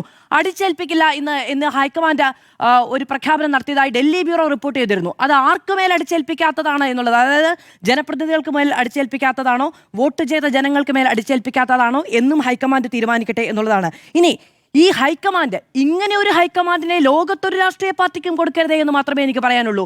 ഹൈക്കമാൻഡ് ആകണമെങ്കിൽ നാടെന്താണെന്നും നാട്ടുകാരെന്താണെന്നും രാഷ്ട്രീയം എന്താണ് എന്നും തിരിച്ചറിയാൻ കഴിയണം. ഹൈക്കമാൻഡിന് ജനവികാരം അറിയണമെങ്കിൽ എങ്ങനെ അറിയണമെന്ന് ചോദിച്ചിട്ടുണ്ടെങ്കിൽ ദേശീയ നേതാക്കളാണെങ്കിൽ രാജ്യത്തിന്റെ മുഴുവൻ വികാരം അറിയാൻ കഴിയണം. ഇവിടെ നിന്ന് ആരെങ്കിലും പോയി ഒപ്പീസ് ചൊല്ലിയാലേ അറിയുകയുള്ളൂ എന്ന നിർബന്ധ ബുദ്ധി ഉണ്ടാകരുത്. അങ്ങനെയാണ് എങ്കിൽ ഈ പറയുന്ന ഓതിക്കൊടുക്കലുകൾ കേട്ടു മാത്രം ചലിക്കുന്ന പാവകളായി പോകും. മുഖ്യമന്ത്രി പ്രഖ്യാപനം ജനഹിതം അറിഞ്ഞായിരിക്കുമോ ജനവികാരം മാനിച്ചായിരിക്കുമോ എന്നുള്ളതാണ്. ജനവികാരം മാനിക്കുന്ന അല്ലെങ്കിൽ അളക്കുന്ന എന്തെങ്കിലും മെഷീൻ തിരഞ്ഞെടുപ്പല്ലാതെ ഇന്ത്യൻ ജനാധിപത്യ സംവിധാനത്തിലുണ്ടെന്ന് ഞാൻ വിശ്വസിക്കുന്നില്ല. ഇനി തെരഞ്ഞെടുപ്പുകൾ ജനവിധി യഥാർത്ഥത്തിൽ പ്രതിഫലിക്കുന്നതാണോ എന്ന് ചോദിച്ചാൽ അത് നമുക്ക് ഡിബേറ്റ് ചെയ്യാവുന്ന പോയിന്റാണ്, വലിയ രാഷ്ട്രീയ ചോദ്യമാണ്. ജനവികാരം നിങ്ങൾ അളക്കുന്നത് എങ്ങനെയാണ്? തെരുവിലിറങ്ങുന്ന മനുഷ്യരുടെ എണ്ണം കണ്ടുകൊണ്ടാണോ? അങ്ങനെയാണെങ്കിൽ ഇന്ന് ഈ പറയുന്ന കോൺഗ്രസ്സുകാരെക്കാൾ കൂടുതൽ ആളുകളെ ഇറക്കാൻ CPM-ന് പറ്റും. ഈ പറയുന്ന VD സതീശൻ്റെ പക്ഷത്തേക്കാൾ കൂടുതൽ ആളുകളെ ഇറക്കാൻ V മുരളീധര പക്ഷത്തിന് കഴിയും. അപ്പോൾ ജനവികാരം എന്നുള്ളത് വയ്ക്കുന്ന ഫ്ലെക്സിൻ്റെ എണ്ണം നോക്കിയും നിങ്ങളടിക്കുന്ന സ്പ്രേ പെയിൻറ്റിലെ കാലിയായ കുപ്പിയുടെ എണ്ണം നോക്കിയും അളക്കാനുള്ളതാണെന്ന് ധരിച്ചു വച്ചിരിക്കുന്നവർക്ക് നമോഭാഗം. അങ്ങനെയല്ല. നമ്മുടെ ഇതൊരു പ്രത്യക്ഷ ജനാധിപത്യ സംവിധാനമേ അല്ല. നമ്മുടെ ഇതൊരു പ്രാതിനിധ്യ ജനാധിപത്യ സംവിധാനം, നമ്മളുടെ ഇതൊരു ഇൻഡയറക്റ്റ് ഡെമോക്രസിയാണ്. അതനുസരിച്ച് ജനപ്രതിനിധികളാണ് നമ്മളെ ഭരിക്കുന്നത്. ആ വൺസ് തിരഞ്ഞെടുപ്പ് കഴിഞ്ഞാൽ ആ ജനപ്രതിനിധികൾക്കാണ് നമ്മൾ വിട്ടുകൊടുത്തിരിക്കുന്നത്. അവരെ തിരിച്ചു വിളിക്കാനുള്ള റീകോളോ അവരെ റഫറൻഡം ചെയ്യാനുള്ള സംവിധാനമോ ഒന്നും തന്നെ ഇന്ത്യ രാജ്യത്ത് നിലവിലില്ല. അപ്പോൾ തെരുവിലിറങ്ങുന്ന മനുഷ്യരെ കാണുമ്പോൾ പറയുന്നു 10 മനുഷ്യർ തെരുവിലിറങ്ങുമ്പോൾ അതേ ജനവികാരം എന്ന് പറഞ്ഞു. അങ്ങനെ ജനവികാരം സൃഷ്ടിക്കാനാണെങ്കിൽ KC വേണുഗോപാൽ എന്ന ഒരുപക്ഷെ സംഘടനാ രാഷ്ട്രീയത്തിൽ ഇത്രയധികം കരുത്തനായൊരു നേതാവിന് മണിക്കൂറുകൾ മതി കേരളത്തിലെ 14 DCC-കളിലും കേന്ദ്രീകരിച്ച് ജനവികാരം ഉണ്ടാവാൻ. ഈ പറയുന്ന 63 MLA-മാരിൽ 30-40 MLA-മാർ ഒപ്പം നിൽക്കുന്ന ഈ KC വേണുഗോപാലിന് നിമിഷനേരം മതി കേരളത്തിലെ പല മണ്ഡലങ്ങളിലും ഇതേപോലെ പന്തം കൊളുത്തി പ്രകടനങ്ങൾ നടത്താൻ. പക്ഷേ KC അത് ചെയ്യാൻ പോയില്ല. അതിൻ്റെ കാരണം അതിൻ്റെ തിരിച്ചടി എന്താകുമെന്നുള്ളത് വളരെ വ്യക്തമായി സംഘടന ചുമതല വഹിക്കുന്ന KCക്ക് അറിയാമായിരുന്നു എന്നുള്ളതാണ്. തീർന്നില്ല അവിടെയും. രമേശ് ചെന്നിത്തല നമ്മളെന്താ രമേശ് ചെന്നിത്തല അണ്ടർസ്റ്റിമേറ്റ്? രമേശ് ചെന്നിത്തല മൗനമായിരിക്കുന്ന ജനവികാരം ഇല്ലാത്തത് കൊണ്ടാണോ? ഞാൻ മനസ്സിലാക്കുന്നതനുസരിച്ച് ഇപ്പോൾ ഈ പാർലമെൻ്ററി പാർട്ടിയിൽ രണ്ടാമത്തെ ഏറ്റവും കൂടുതൽ പിന്തുണയുള്ളത് രമേശ് ചെന്നിത്തലയ്ക്കാണ്. രമേശ് ചെന്നിത്തല വിചാരിച്ചാൽ ആലപ്പുഴയിലെ ഹരിപ്പാട് ഒന്നും സംഭവിക്കില്ലേ? ജനവികാരം ഫ്ലെക്സായിട്ടും പൊതുപ്രകടനമായിട്ടും ഒന്നും ഇറങ്ങില്ലേ? കേരളത്തിലെ യൂത്ത് കോൺഗ്രസിലെ ഒരു നല്ല വിഭാഗം രമേശ് ചെന്നിത്തലയ്ക്കൊപ്പമുണ്ട്. നല്ല മിടുക്കന്മാരായിട്ടുള്ള കുട്ടികൾ. ആ രമേശ് ചെന്നിത്തലയ്ക്ക് വേണ്ടിയിട്ട് ഇറങ്ങാൻ കഴിയുന്ന മനുഷ്യരുണ്ട്. വേണമെങ്കിൽ ഉയരും ഉടലും കൊടുക്കാൻ ശേഷിയുള്ള മനുഷ്യർ. അതുകൊണ്ട് ജനവികാരം എന്ന് പറയുന്നത് തെരുവിലിറങ്ങുന്ന മനുഷ്യരുടെ എണ്ണം നോക്കിയും വലിച്ചു കീറുന്ന പോസ്റ്ററുകളുടെ എണ്ണം നോക്കിയും എതിർ നേതാവിൻ്റെ മുഖത്തേക്കടിക്കുന്ന സ്പ്രേ പെയിൻറ്റിൻ്റെ കുപ്പികളുടെ എണ്ണം നോക്കിയും തീരുമാനിക്കരുത് എന്ന് മാത്രമേ എനിക്ക് പറയാനുള്ളൂ. ആദ്യമായി ജനവികാരം എങ്ങനെ അളക്കുക? അതിവിടുത്തെ MLA-മാരിൽ നിന്ന് അഭിപ്രായം തേടി MLA-മാരുടെ അഭിപ്രായം തേടുക എന്നുള്ളതാണ് ഒരു പാർട്ടി ചെയ്യേണ്ട ആദ്യത്തെ കടമ്പ. അത് ആ നിരീക്ഷകർ വന്നത് ചെയ്തു. വളരെ വൃത്തിയായി ഇത് രേഖപ്പെടുത്തി ദില്ലിയിലെത്തിയില്ല. അതിനു മുമ്പ് ആ നിരീക്ഷകർക്കെതിരെയും അതിൽ രേഖപ്പെടുത്തി MLA-മാർക്കെതിരെയും തെരുവിലിറങ്ങുക. ഇവിടെ ഒരു വിഭാഗം ആളുകൾ ഇവരെന്താ ഉദ്ദേശിച്ചിരിക്കുന്നത്? ഒരു പാർട്ടി അങ്ങ് ഹൈജാക്ക് ചെയ്യാൻ കഴിയുമെന്നോ? ഘടകകക്ഷികൾ അടക്കമുള്ളവരിലും ചിലരുടെ സോഷ്യൽ മീഡിയ ക്യാമ്പയിനുകൾ കൊണ്ട് നിറയുകയാണ്. അതിൽ ഇതുവരെയും അവരുടെ പൊന്നോമനയായിരുന്ന ഷാഫി പറമ്പിലിനെതിരെ രൂക്ഷമായിട്ടുള്ള വിമർശനങ്ങൾ വന്ന് നിറയുകയാണ്. ഇതെങ്ങനെയാണ് നിങ്ങൾക്ക് ജനാധിപത്യം എന്ന് പറയാൻ കഴിയുക? MLA-മാരല്ലേ ഈ കാര്യത്തിൽ അവരുടെ പാർലമെൻ്ററി പാർട്ടി നേതാവിനെ തിരഞ്ഞെടുക്കേണ്ടത്? ശരി, MLA-മാരെ മാനിപ്പുലേറ്റ് ചെയ്തിരുന്നുണ്ടെങ്കിൽ കേരളത്തിലെ കോൺഗ്രസിൻ്റെ മുൻ അധ്യക്ഷന്മാരെ വിളിച്ചുകൂടി ചോദിച്ചു, മുതിർന്ന നേതാക്കളെ വിളിച്ചു ചോദിച്ചു. അവരെയും മാനിപ്പുലേറ്റ് ചെയ്തിട്ടുണ്ടെങ്കിൽ DCC വിളിച്ചു ചോദിക്കൂ. അവരെയും മാനിപ്പുലേറ്റ് ചെയ്തിട്ടുണ്ടെങ്കിൽ ഇതെന്താ സംഭവം? ഒരു കോൺഗ്രസിലെ മുഴുവൻ ആളുകൾ, തിരഞ്ഞെടുക്കപ്പെട്ട MLA-മാർ, ഭാരവാഹികൾ, ഔദ്യോഗിക സ്ഥാനത്തിരിക്കുന്നവർ, ഇവർ മുഴുവനും ഒരു നേതാവിൻ്റെ പേര് പറയുമ്പോൾ തന്നെ മാനിപ്പുലേഷൻ ആണോ പറയേണ്ടതെന്ന് എനിക്കറിയില്ല. കൃത്യമായും അതിൽ വിദഗ്ധമായിട്ടുള്ള രാഷ്ട്രീയ നീക്കങ്ങൾ നടന്നിട്ടുണ്ട്. ഇതെല്ലാം രാഷ്ട്രീയത്തിൻ്റെ ഭാഗമാണ്. KC വേണുഗോപാൽ അയോഗ്യനാണെന്നും ഞാൻ പറയില്ല. ഭരണഘടന അനുസരിച്ച് KC വേണുഗോപാലിന് 6 മാസം കൂടിയുണ്ട് നിയമസഭയിലേക്ക് തിരഞ്ഞെടുക്കപ്പെട്ടു വരാൻ. അവിടെ അദ്ദേഹം ആ യോഗ്യത തെളിയിച്ചാൽ അദ്ദേഹം മുഖ്യമന്ത്രിയായിട്ട് തുടരും. KC ആണ് തിരഞ്ഞെടുക്കപ്പെടുന്നതെങ്കിൽ. അപ്പോൾ ആദ്യത്തെ പോയിന്റ് അതാണ്. ഒന്ന്, ജനവികാരം അളക്കുന്ന ഒരു മെഷീനും തിരഞ്ഞെടുപ്പല്ലാതെ മറ്റൊന്നും ഈ നാട്ടിൽ ലെജിറ്റിമേറ്റ് അല്ല, വാലിഡ് അല്ല എന്നുള്ളതാണ്. ഇന്ന് ഹൈക്കമാൻഡ് ഈ തെരുവിലിറങ്ങിയ സമ്മർദ്ദങ്ങൾക്ക് വഴിപ്പെട്ടു പോവുകയാണെങ്കിൽ നാളെ ഒരു തീരുമാനമെടുക്കാൻ കഴിയില്ല ഈ മുഖ്യമന്ത്രിക്ക്. ഒരു തീരുമാനമെടുക്കാൻ കഴിയില്ല. ഇതിൻ്റെ അപ്പുറത്തെ ജനവികാരം തെരുവിൽ പ്രതിഷേധവുമായിട്ട് ഇറങ്ങും എടുക്കുന്ന ഓരോ തീരുമാനങ്ങൾക്കും. ഇതിൻ്റെ അനന്തരഫലം എന്താണെന്നറിയാമോ? KC വേണുഗോപാലിന് സംഘി ചാർത്തി കൊടുത്തു. VD സതീശൻ്റെ ആണെങ്കിൽ ഒരു ഭാഗത്ത് ന്യൂനപക്ഷത്തിന്റെ പിന്തുണയുള്ള നേതാവെന്ന പ്രതിച്ഛായ ചാർത്തി കൊടുത്തു. ഇതാണ് ഈ തെരഞ്ഞെടുപ്പ് സംഘിച്ചാപ്പയാണ്. എത്ര കാലം ഈ സംഘിച്ചാപ്പയുമായിട്ട് നടക്കും? ഒന്ന് ആലോചിച്ച് നോക്കിക്കേ. ഇതാണ് ഇവിടെ സംഭവിച്ചുകൊണ്ടിരിക്കുന്നത്. ഈ ബഹളങ്ങളുടെ അനന്തര ഫലം എന്ന് പറയുന്നത് കോൺഗ്രസിൽ ഇന്നുവരെ ഇല്ലാത്ത സെക്യുലറായ നേതാക്കൾ തന്നെയാണ് KC വേണുഗോപാലും VD സതീശനും രമേശ് ചെന്നിത്തലയും. അവരുടെ സെക്യുലർ ക്രെഡൻഷ്യൽസിനെ അവരുടെ തന്നെ അണികൾ തള്ളിപ്പറഞ്ഞിരിക്കുന്നു എന്നുള്ളതാണ് ഈ പറയുന്ന വിവാദങ്ങളുടെ ഏറ്റവും ഒടുവിലത്തെ ഫലം. ആരുണ്ടാക്കി? ഏത് നേതാവാണ് ആദ്യം പറഞ്ഞത്? കേരളത്തിൽ ഈ വെടിപൊട്ടിക്കുന്നത് ഏത് നേതാവാ? ആരുടെ കൂടെ ഉണ്ടായിരുന്ന നേതാവാ? എറണാകുളത്തു നിന്നുള്ള ജില്ലാ പ്രസിഡന്റ് അല്ലേ? ഷിയാസ് അല്ലേ ആദ്യമായി പറയുന്നത് തന്റെ ജില്ലയിൽ നിന്നുള്ള ആളാവണം മുഖ്യമന്ത്രി എന്ന്? അത് തീരുമാനിക്കേണ്ടത് CLP അല്ലേ? എങ്ങനെയാണ് ഒരു MLA ക്ക് മാത്രം അത് തീരുമാനിക്കാൻ കഴിയുക? ആ കാര്യങ്ങൾ അവിടെ മുതൽ തുടങ്ങിയത് ആദ്യം പറയുന്നത് ഷിയാസാണ്. നമ്മുടെ റിപ്പോർട്ടർ ചോദിക്കുന്നു ജില്ലയിൽ നിന്ന് മുഖ്യമന്ത്രി വേണോ, അങ്ങനെയൊക്കെ ആഗ്രഹങ്ങളൊക്കെ ഉണ്ട്, പക്ഷെ ഹൈക്കമാൻഡ് ആണല്ലോ തീരുമാനിക്കുക എന്ന് നോക്കൂ, ഒരു ജില്ലയിൽ നിന്നുള്ള ഒരു മാധ്യമ പ്രവർത്തനം ജില്ലയിൽ നിന്നാണോ മുഖ്യമന്ത്രി ആഗ്രഹിക്കുന്നുണ്ടോ എന്ന ചോദ്യത്തിന് ആഗ്രഹമൊക്കെ ഉണ്ട്, പക്ഷേ ഹൈക്കമാൻഡ് ആണ് തീരുമാനിക്കുക എന്ന് പറഞ്ഞു.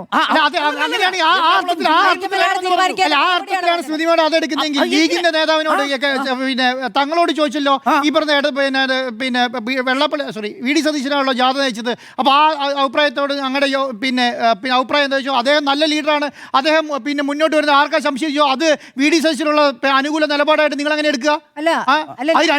രണ്ടർത്ഥം എടുക്കാൻ പാടില്ലല്ലോ. രണ്ട് ചോദ്യത്തിന് ഉത്തരവാണ് ഒരേപോലെ എടുക്കാൻ പാടുള്ളൂ. ഞാൻ അങ്ങനെ പറഞ്ഞു എന്ന് പറഞ്ഞില്ല. അതിനുശേഷം അദ്ദേഹം എടുത്ത നിലപാട് എന്ത് നിലപാടാ? എവിടെയാ പറഞ്ഞു? VD സതീശന് അനുകൂലമായി എവിടെയും പറഞ്ഞു? സോണിയാഗാന്ധി ഞങ്ങളുടെ പിന്തുണ VD സതീശനാണെന്നുള്ള കാര്യം തങ്ങൾ പറഞ്ഞിട്ടുള്ള കാര്യം എനിക്ക് വിവരം കിട്ടിയിട്ടുണ്ട്.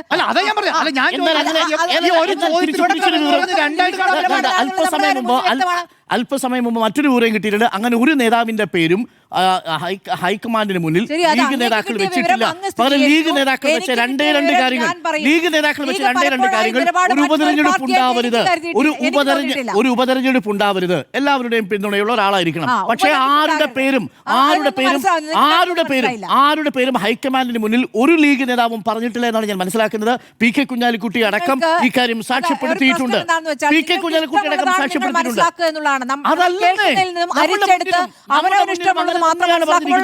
നമ്മുടെ മുന്നിൽ തന്നെയാണ് പറഞ്ഞിരിക്കുന്നത്. മാധ്യമങ്ങളുടെ മുന്നിലും PK കുഞ്ഞാലിക്കുട്ടി കുറിച്ചുള്ള പ്രശ്നം ഇപ്പോൾ ഉന്നയിച്ചല്ലോ. തെരഞ്ഞെടുപ്പിന് ശേഷം പോയതിനെ തെരഞ്ഞെടുപ്പിന് മുൻപ് പോയി, അതും സംഘവേദിയിൽ പോയി എന്ന് പറഞ്ഞുകൊണ്ട് പോസ്റ്റ് ഇട്ടപ്പോൾ വേദന കണ്ടിരുന്നില്ല. വസ്തുതയല്ലേ? തെരഞ്ഞെടുപ്പിന് ശേഷമല്ലേ പോയത്? ഏത് തെരഞ്ഞെടുപ്പിന് ശേഷമല്ലേ പോയത്? 2011 തെരഞ്ഞെടുപ്പിന് ശേഷം VD സതീശൻ ആ വേദിയിൽ പോയത് തെരഞ്ഞെടുപ്പിന് മുൻപാണ് എന്ന് പറഞ്ഞ് പോസ്റ്റ് വന്നു. ഗോൾവാൾക്കറിന്റെ മുന്നിൽ അത് ചാപ്പ കുത്താൻ വേണ്ടിയിട്ടായിരുന്നല്ലോ. ഗോൾവാൾക്കറിന്റെ മുന്നിൽ നിലവിളക്ക് കൊളുത്തുന്നയാൾ മതേതരവാദിയാണോ? ഈ തോറ്റ കക്ഷികളുടെ വാദം ഇനി എനിക്ക് മാധുരിയുടെ ചോദ്യം അല്ല, അത് വോട്ട് വാങ്ങാൻ വേണ്ടിയാണെന്ന് പറഞ്ഞു. അതുമായി ബന്ധപ്പെട്ട ആ വിഷയം ചർച്ച ചെയ്തപ്പോൾ ഞാനത് ആ വിഷയം നമ്മൾ ചർച്ച ചെയ്തു. പക്ഷെ അതിൽ വസ്തുതാപരമായ ഒരു പിഴവുണ്ടായിരുന്നു. അത് സമ്മതിക്കും. അപ്പൊ അന്നത് അല്ല, അത് വോട്ട് വാങ്ങാൻ വേണ്ടിയിട്ടായിരുന്നു. അത് വോട്ട് വാങ്ങാൻ വേണ്ടിയിട്ടാണ്. അത് ഞാൻ ചൂണ്ടിക്കാണിച്ചതേ ഉള്ളൂ. അല്ല, ഞാൻ ചോദിച്ച കാര്യം ഞാൻ ക്ലിയർ ആക്കി കഴിഞ്ഞിരിക്കും. അല്ല, അങ്ങനെ പറഞ്ഞു പോകാൻ പറ്റുക? സംഘി ചാപ്പയെ കുറിച്ചല്ലേ ചോദ്യം? അതെ അതെ. ഗോൾവാൾക്കറുടെ മുന്നിൽ കുനിഞ്ഞ് നിലവിളക്ക് കൊളുത്തുന്നയാൾ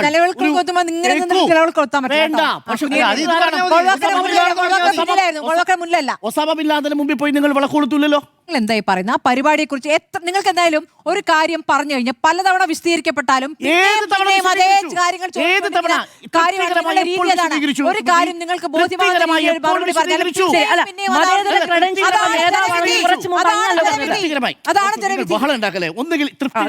രാഷ്ട്രീയം പറയുന്നതാണ് ബഹളം. നിങ്ങൾ ഉണ്ടാക്കുന്നത് ബഹളമല്ലേ? സ്ത്രീകൾ സംസാരിക്കുമ്പോൾ മാത്രമേ ബഹളമാവുകയുള്ളൂ. ശരി, എന്റെ ചോദ്യം മധു, ഗോൾവാൾക്കറുടെ മുന്നിൽ നിലവിളക്ക് കൊളുത്തുന്നയാൾ മതേതരവാദിയാണ്. അങ്ങല്ലേ കുറച്ച് മുമ്പ് VD സതീശൻ മതേതര ക്രെഡൻഷ്യലുള്ള ആളാണെന്ന് പറഞ്ഞത്? എന്താ ഇത് പറയൂ? അല്ല, ആണോ? ഇത് പറയൂ. സംബന്ധിച്ച് കോൺഗ്രസ് നേതാക്കളുടെ മുന്നിൽ എന്ന് തന്നെയാണ് ഞാൻ പറഞ്ഞിരിക്കുന്നത്. എന്റെ അഭിപ്രായമല്ല.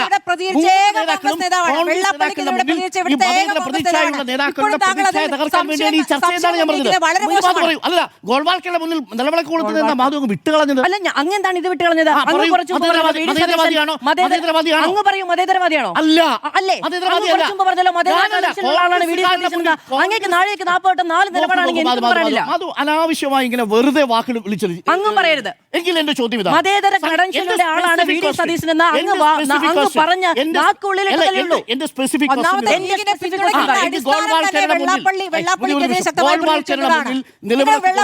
മതേതരവാദിയായിരിക്കുമോ? ഞാനാണല്ലോ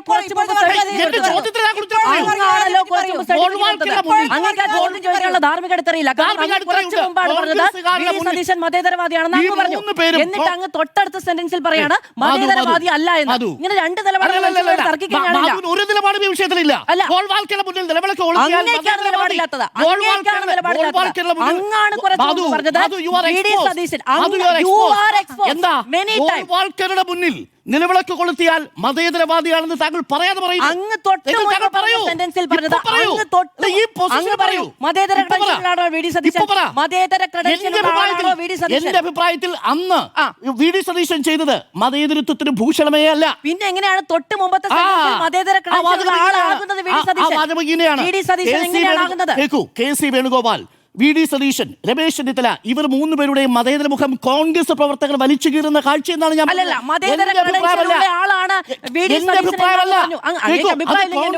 വലിച്ചു കീറുന്നതിനെ കുറിച്ച് ഞാൻ ഈ സതീശനും വി.ഡി. സതീശൻ മതേതര ക്രെഡൻഷ്യലുള്ള ആളാണ്. കെ.സി. വേണുഗോപാൽ മതേതര ക്രെഡൻഷ്യലുള്ള ആളാണ്. അത് കോൺഗ്രസ്സുകാർ വലിച്ചു കീറുന്നു എന്ന് പറഞ്ഞ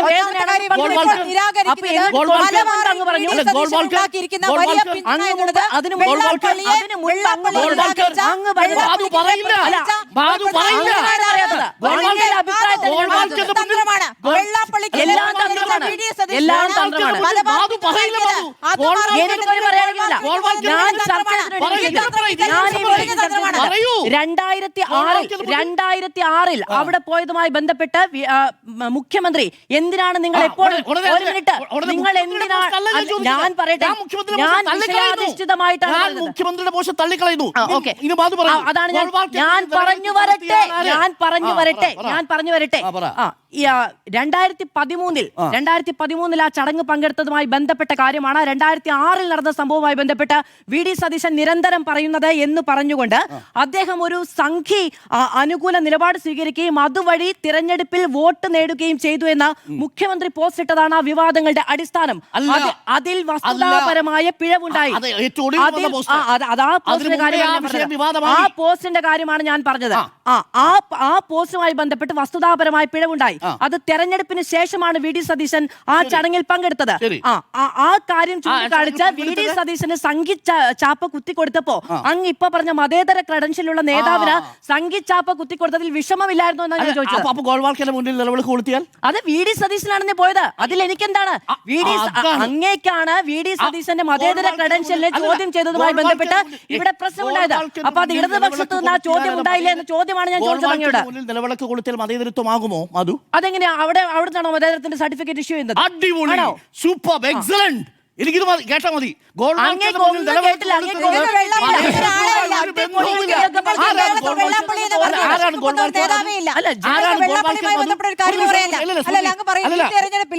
വെള്ളാപ്പള്ളിക്കെതിരെ വി.ഡി. സതീശൻ എടുത്ത നിലപാട്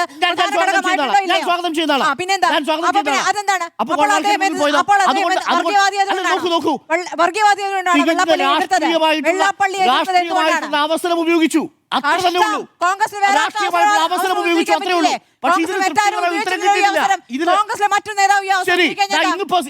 ആരോപിച്ചിട്ടുണ്ടല്ലോ സഫ്രോൺ സ്റ്റോക്ക് എന്ന് പറയുന്ന ഒരു കമ്പനിയിൽ ചാർട്ടേഡ് ഫ്ലൈറ്റിൽ വി.ഡി. സതീശൻ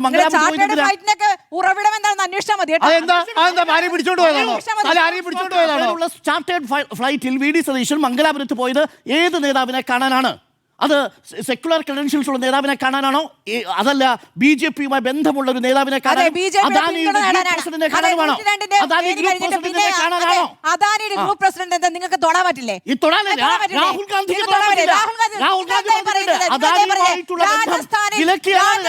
രാജസ്ഥാനിൽ നിങ്ങൾ കൊണ്ടുവന്ന രാജസ്ഥാനിൽ കോൺഗ്രസ് ഭരിക്കുന്ന സമയത്ത് രാജസ്ഥാനിൽ അദാനിയുമായിട്ടുണ്ടാക്കിയ കരാർ ഫുൾ പേജ് പരസ്യമായിരുന്നു അല്ലേ? അതിന് രാഹുൽ വിസ്തീർണം നൽകിയിട്ടുണ്ട്. സംസ്ഥാനങ്ങളിൽ ഇത്തരം കരാറൊക്കെ ഉണ്ട്. ഒരു മിനിറ്റ്, കോൺഗ്രസ് അദാനിയുമായി ബന്ധപ്പെട്ട ഒരു അദാനിയും ഒരു അംബാനിയും മാത്രം പോരാ എന്നത് മാത്രമാണ് കോൺഗ്രസ് നിലപാടെന്നാണ് പറഞ്ഞത്. അതായത് അല്ലാതെ അദാനി വേണ്ട എന്നല്ല, അദാനി അംബാനി മാത്രമായിട്ട് ചുരുങ്ങരുത് എന്നാണ് പറഞ്ഞത്. കോൺഗ്രസ് നേതാക്കൾക്ക് അദാനിയുമായിട്ട് ബന്ധമുണ്ടാകരുതെന്നല്ലേ രാഹുൽ ഗാന്ധി പറഞ്ഞിരിക്കുന്നത്? ആ രാഹുൽ ഗാന്ധി പറഞ്ഞ അതേ സ്ഥലത്തല്ലേ ഇപ്പോൾ അദാനിയുമായിട്ടുള്ള തിരഞ്ഞെടുപ്പ് ഫലം വരുന്നതിന് മുമ്പ് അദാനിയുടെ ഗ്രൂപ്പ് പ്രസിഡന്റിനെ പോയി കാണുന്നത് കേരളത്തിലുള്ള പ്രോജക്ട് ഡിസ്കസ് ചെയ്യാനൊന്നും അല്ലല്ലോ. അല്ല, ഈ 102 മാത്രം ക്രെഡിറ്റ് കൊടുക്കുന്നത് അതാണ് ഈ പറയുന്ന ഇരട്ടത്താപ്പ് എന്ന് പറയുന്ന സംവിധാനമല്ലോ. 102 ഒരു നേതാവിന്റെ തലയിൽ വെച്ചെടുക്കാണ്. ഒരു നേതാവിന്റെ തലയിൽ നിങ്ങൾ പുതിയ ജനവികാരം വളക്കുന്ന ഉപകരണങ്ങളൊക്കെ കണ്ടുപിടിച്ചിട്ടുണ്ടല്ലോ. ഫ്ലെക്സ്, പിന്നെ സ്പ്രേ പെയിന്റ്.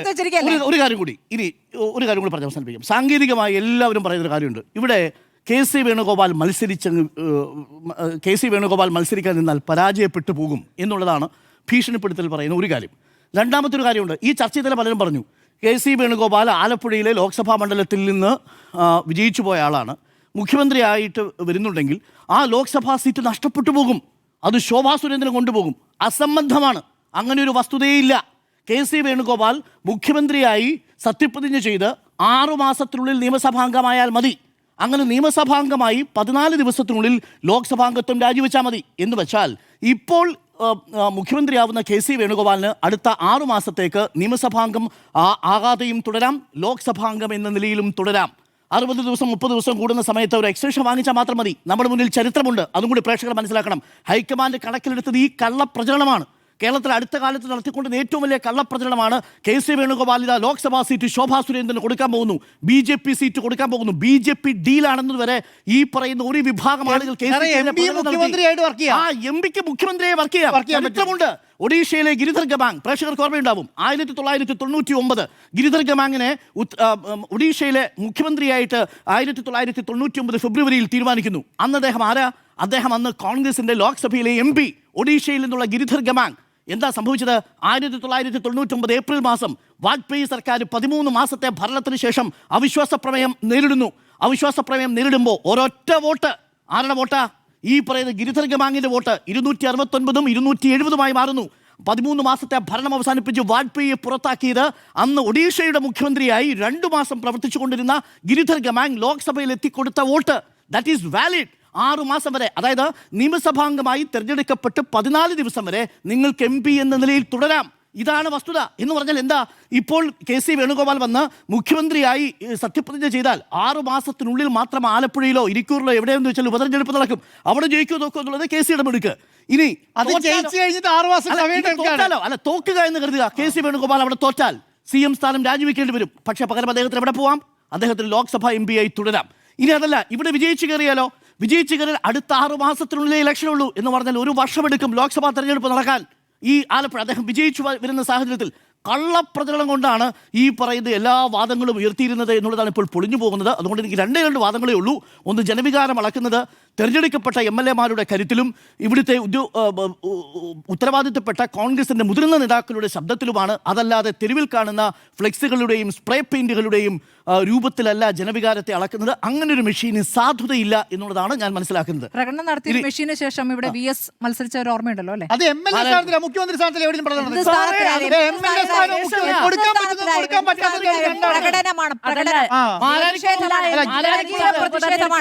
ജനകീയ പ്രതിഷേധമാണ്. ജനകീയ പ്രതിഷേധം എനിക്ക് മനസ്സിലായി. ജനകീയ പ്രതിഷേധമാണ്. ഇതിനേക്കാൾ വലിയ ജനകീയ പ്രതിഷേധമൊക്കെ സംഘടിപ്പിക്കാൻ പറ്റുന്നവരാണ് KC-യും രമേശ് ചെന്നിത്തലയും ഒക്കെ. അരുൺ സാറേ, വളരെ വിശാലമായ രീതിയിലാണ് ഈ ഹൈക്കമാൻഡ് ഈ സംവിധാനത്തെ മൊത്തത്തിൽ കാണുന്നതെന്നുള്ളതാണ്. ഹൈക്കമാൻഡ് ചെയ്തതിൽ ഇതുവരെ ഒരു പിഴവ് സംഭവിച്ചിട്ടില്ല എന്നുള്ളത് മനസ്സിലാക്കുക. കേരളത്തെ സംബന്ധിച്ചിടത്തോളം കേരളത്തിലെ ജനങ്ങൾ തിരഞ്ഞെടുത്ത 63 MLA-മാരുടെ അഭിപ്രായം തേടുന്നു. അതിൻ്റെ അകത്ത് സത്യസന്ധമായി ഞാനൊരു കാര്യം പറയാം. ഏറ്റവും കുറഞ്ഞത് 40-ലധികം, ഏറ്റവും കുറഞ്ഞത് ഞാൻ പറയാം 40-ലധികം തുടങ്ങി 48 വരെയുള്ള MLA-മാരുടെ അനുകൂല നിലപാട് KC-ക്ക് അനുകൂലമാണ്. 10-ൽ താഴെയാണ് ഈ രമേശ് ചെന്നിത്തലയുടെയും VD സതീശിൻ്റെയും അനുകൂല നിലപാടെന്നുള്ളത്. 10-ൽ താഴെ. 63 അല്ലേ മൊത്തത്തിലുള്ളൂ, അതിൽ കൂടുതലില്ലല്ലോ. ഞാൻ വെല്ലുവിളിക്കാം, ഇതിൽ നിങ്ങൾ 10 എണ്ണത്തിൽ കൂടുതൽ നമ്പർ മുന്നോട്ട് വെക്ക്. നമ്പർ മുന്നോട്ട് വെക്കുമ്പോൾ കഥകൾ പുറത്തേക്ക് വരുന്നത് കാണാം. ഒരു MLA-മാരില്ല, എന്താണ് പിന്തുണയില്ല എന്നുള്ളതാണ്. നിങ്ങൾ നോക്കൂ, KM മുരളീധരനും VS സുധീരനും മാത്രമാണ് VD സതീശൻ്റെ കൂടെയുള്ളത്. അതിൻ്റെ അകത്ത് VS സുധീരൻ രമേശ് ചെന്നിത്തലേൻ്റെ കൂടെയും VD സതീശൻ്റെയും കൂടെയാണ്. ബാക്കിയുള്ള Mullappally Ramachandran, MM Hasan, Thiruvanchoor Radhakrishnan, Sunny Joseph, Shafi Parambil, PC Vishnunath, AP Anilkumar, Benny Behanan, Adoor Prakash, K Sudhakaran, ഇവരെല്ലാം ആരുടെ കൂടിയാണ്? ഇവരെല്ലാം സി വേണുഗോപാലിന്റെ കൂടെയാണ്. ഈ നേതാക്കന്മാരല്ല. കേരളത്തിലെ മുഴുവൻ DCC പ്രസിഡന്റ് 80% വരുന്ന DCC പ്രസിഡന്റും ആരുടെ കൂടിയാണ്? ഈ പറയുന്ന KC വേണുഗോപാലിന്റെയാണ്.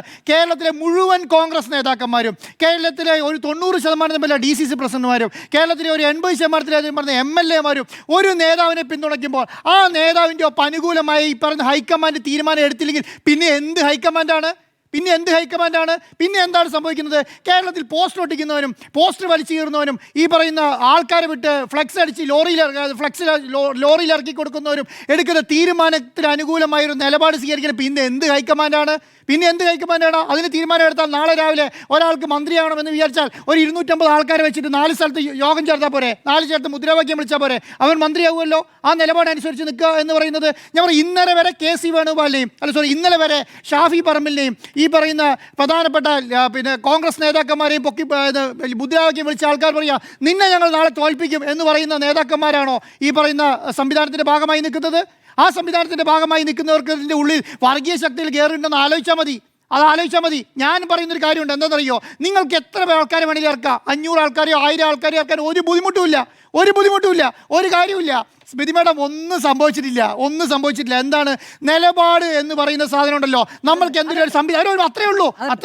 നിലപാട് എന്ന് പറയുന്ന സംവിധാനം കാണുമ്പോൾ സമയത്ത് മിണ്ടാതിരിക്കുക എന്നുള്ളതല്ല.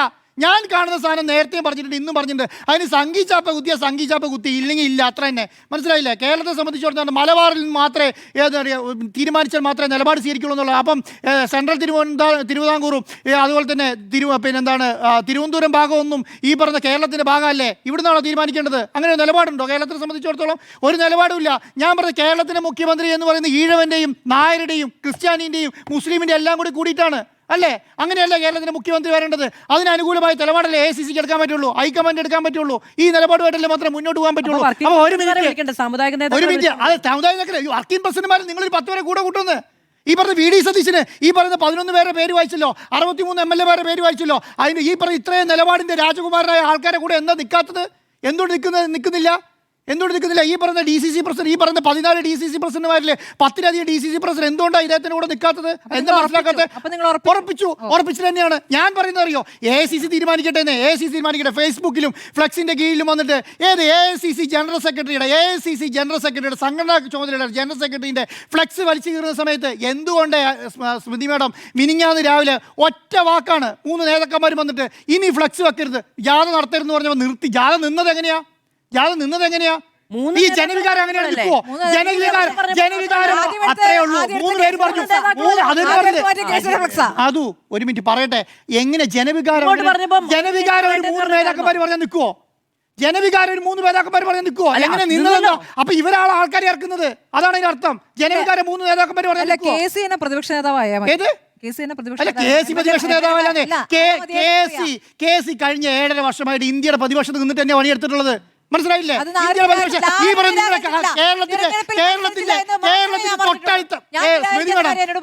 കേരളത്തിൽ തൊട്ടടുത്ത സ്റ്റേറ്റ് ആയ കർണാടകയിൽ ഈ ഇലക്ഷനെ നേരിട്ട സമയത്ത് മുൻപന്തിയിൽ നിന്നും ഇതേപോലെ ഇവിടെ ACCന്റെ ജനറൽ സെക്രട്ടറി എങ്ങനെ പണിയെടുത്തോ അതുപോലെ തന്നെ ഈ സിദ്ധരാമയ്യന്റെയും ഈ പറഞ്ഞ DK ശിവകുമാറിന്റെ കൂടെ നിന്ന് പണിയെടുത്ത ആൾ തന്നെയാണ് KC വേണുഗോപാൽ.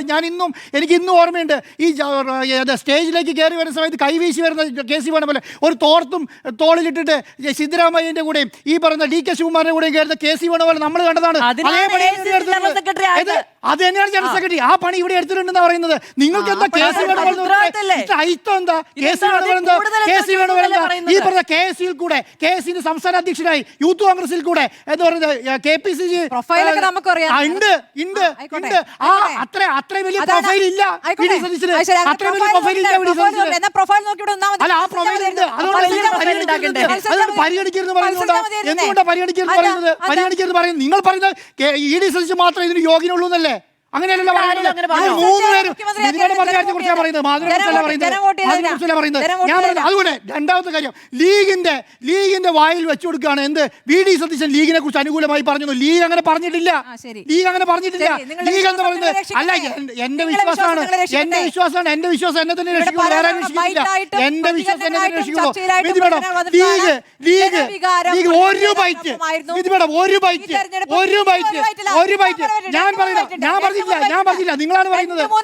ഇല്ല, ഏത് ബൈറ്റാ? VD സതീശനാണ് കേരളത്തിന്റെ മുഖ്യമന്ത്രിയാണ് ലീഗ് പറഞ്ഞോ?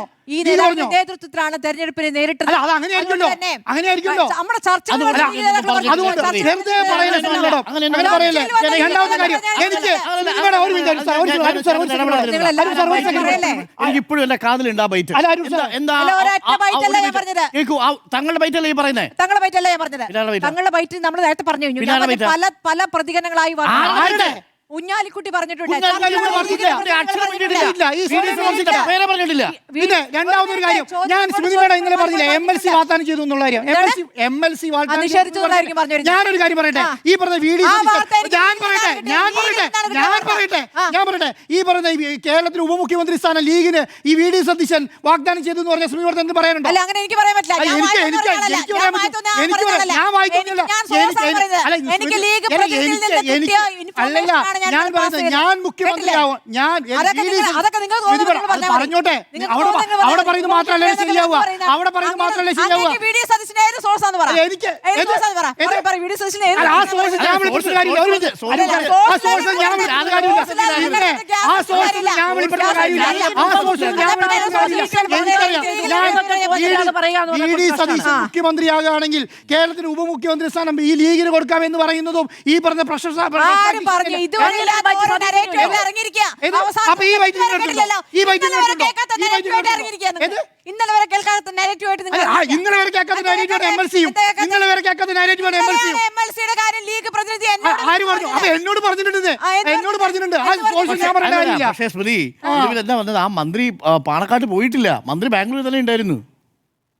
MLC-നെ കൊടുക്കാമെന്ന് പറയുന്നതും ഈ ഉപമുഖ്യമന്ത്രി സ്ഥാനം കൊടുക്കാൻ പറയുന്നത് ഒരു സെക്കൻഡ് കൂടെ. എന്താണെന്നറിയോ? ഇത് പറഞ്ഞ ഈ ബഹളത്തിനടി പോയി ഒരു സെക്കൻഡ് കൂടെ. എന്താണെന്നറിയോ? ഈ ജനവികാരം എന്ന് അരുൺ സാർ നേരത്തെ പറഞ്ഞാണ്. ജനവികാരം എന്ന് പറയുന്ന ഈ അളവുകോലുണ്ടല്ലോ, ഈ ജനവികാരം എന്നൊരു അളവുകോല് ഈ ഫ്ലെക്സ് കീറുന്നതും ഈ പറഞ്ഞ ജാഥ നയിക്കുന്നതാണെങ്കിൽ ഞാൻ പറയുന്നത് എന്താ അറിയോ? അതിന് വേണ്ടിയിട്ട് AICC നിർദ്ദേശം കൊടുക്കണം. ആർക്കാണ് ഏറ്റവും കൂടുതൽ ജനവികാരം എന്ന് അറിയാൻ പറ്റുമല്ലോ. ഈ സതീശന് മാത്രമല്ലല്ലോ ചെയ്യാൻ പറ്റുക. ആണോ? എല്ലാവരും അവരവരുടെ ആൾക്കാർ അവരുടേതായ മുന്നോട്ട് പോട്ടെ എന്ന് പറയാം. അപ്പം കാണാം കേരളത്തിൽ എത്രയധികം ആർക്ക് അനുകൂലമായി ജനവികാരം ഉണ്ടെന്നുള്ളത്. കേരളത്തിലെ 80% കോൺഗ്രസ് നേതാക്കന്മാരും ഒരാളെ മുന്നോട്ട് വെക്കുന്ന സമയത്ത് അത് അംഗീകരിക്കാതെ ജനവികാരത്തിന്റെ കൂടെ ഞാനൊരു കാര്യം ചോദിക്കട്ടെ. ഫ്ലെക്സ് കീറിയോ? എന്താ VD സതീശന്റെ പ്ലക്കാർഡ് പിടിച്ചിട്ട് പോയിട്ട് അണികൾ കീറി. അത് ഒരിടത്തല്ലേ? അല്ല, എത്ര സ്ഥലത്ത് മറ്റെവിടെയാണ് കോഴിക്കോട് കീറിയില്ലേ? രണ്ടാമത്തെ കാര്യം,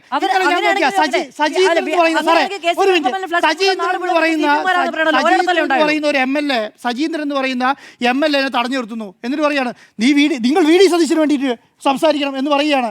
VD സതീശന് വേണ്ടി സംസാരിക്കണം പറയാണ്. നിങ്ങൾ നോക്കുമ്പോൾ ആരാണ്? നോക്ക് പറയുന്ന ഈ പറഞ്ഞ VD സതീശന് അനുകൂലികളാണ്. അവിടെ VD സതീശന് വേണ്ടി വാദിക്കുന്ന ആൾക്കാരാണ്. തിരുവനന്തപുരത്ത് കോഴിക്കോട് അഭിജിത്തിനെ തടഞ്ഞു നിർത്തിയിട്ട് ചോദിക്കുകയാണ്, നിങ്ങൾ VD സതീശന് വേണ്ടി ആരാണ്? VD സതീശന് അനുകൂലിക്കുന്ന ആൾക്കാരാണ്. അപ്പോൾ നാളെ രാവിലെ KC-ക്ക് അനുകൂലിക്കുന്ന ആൾക്കാർ MLA-മാരെ തടഞ്ഞു നിർത്തിയിട്ട് നിങ്ങൾ KC-ക്ക് വേണ്ടിയിട്ട് സംസാരിക്കണം എന്ന് പറയുകയാണ്. എറണാകുളത്ത് RC-ക്കിൻ്റെ അണികൾ MLA-നെ തടഞ്ഞു നിർത്തി പറയുകയാണ്, നിങ്ങൾ RC-ക്ക് വേണ്ടി ചർച്ച ചെയ്യണം. അപ്പോൾ എവിടെ എത്തും ഈ സാധനങ്ങൾ? അവനവൻ തെരഞ്ഞെടുത്ത MLA അല്ല, അവരെ തെരഞ്ഞെടുത്തല്ല, അണികളുടെ കാര്യമാണ് ഈ പറയുന്നത്. എന്നിട്ട് ആഹ്വാനം കൊടുക്കുകയാണ്. നിങ്ങൾ ഇങ്ങനെ കൈകാര്യം ചെയ്യണം, അങ്ങനെ കൈകാര്യം ചെയ്യണം. ഇത് കേരളത്തെ സംബന്ധിച്ചിടത്തോളം ഒരു മതനിരപേക്ഷത കേരളത്തിൽ മതത്തെ മുൻനിർത്തി ഒരു മുഖ്യമന്ത്രി വന്നിട്ട് ഒന്നും ചെയ്യാനില്ല. മനസ്സിലായില്ലേ? അതാണ് ഞാൻ പറയുന്നത്. വിമർശനമല്ല.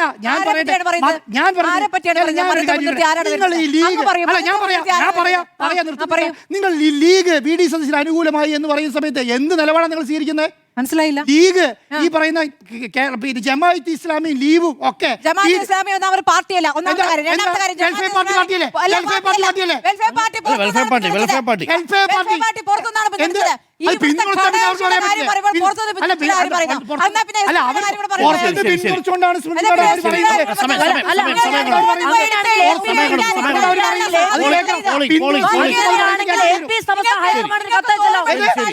അങ്ങനെയാണെങ്കിൽ ലീഗ് വയനാട്ടിൽ കത്തയച്ചല്ലോ. അങ്ങനെയാണെങ്കിൽ ലീഗ് വയനാട്ടിൽ അപ്പൊ അങ്ങനെ ലീഗ് വയനാട്ടിൽ കത്തയക്കുന്നത് ജമാഅത്തെ ഇസ്ലാമിയോ വെൽഫെയർ പാർട്ടി എന്ന് പറയുമ്പോ AP സംസ്ഥ ആരാ? അല്ല, അതാണ് ചോദിക്കുന്നത്. അപ്പൊ ഈ പിന്നെ ലീഗ് ഒരു ഘടകകക്ഷിയല്ലേ, അവർക്ക് അയക്കാലോ. അപ്പൊ പിന്നെ അപ്പൊ വയനാട്ടിലെ ലീഗിന് ഒരു നിലപാട്, ലീഗിന്റെ മൊത്തം വേറൊരു നിലപാട്, ഇങ്ങനെ ഒരു നിലപാടുണ്ട്. അങ്ങനെ ഒരു നിലപാട് ഇതുവരെ പുറത്തു വന്നിട്ടില്ല. അങ്ങനെ പറയണ്ട. ആ നിലപാടാണ് ലീഗിന്റെ നിലപാടാണ് ലീഗിന്റെ, അല്ലെങ്കിൽ മറിച്ച് പറയട്ടെ ലീഗ്, അല്ലെങ്കിൽ മറിച്ച് പറയട്ടെ. ആ നിലപാട്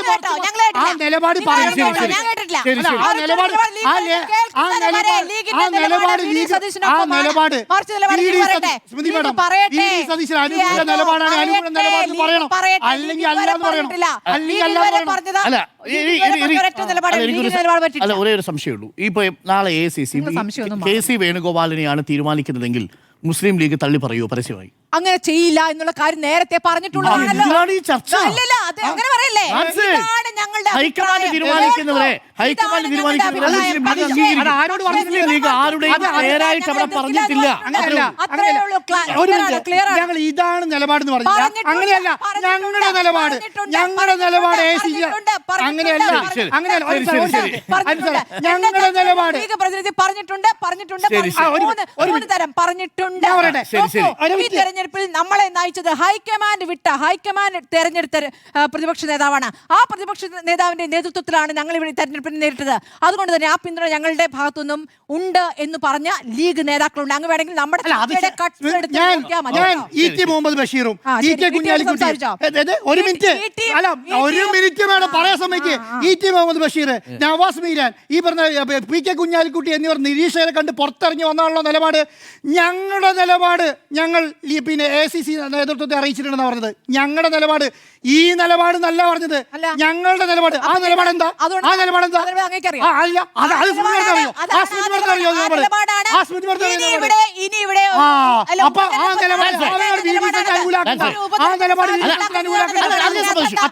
അത് RC ക്ക് അനുകൂലമായി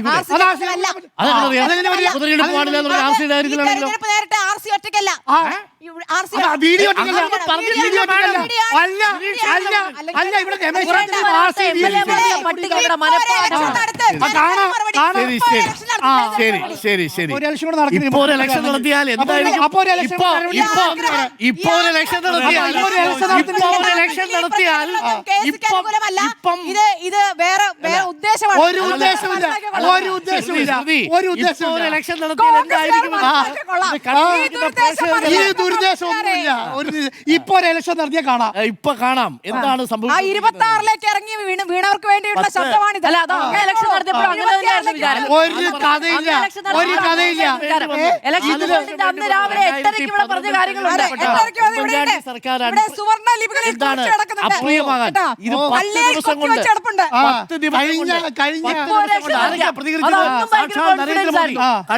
നരേന്ദ്രമോദി കളിയാക്കാണ്. കോൺഗ്രസിന്റെ ചില ആളുകൾ അവിടെ മുഖ്യമന്ത്രി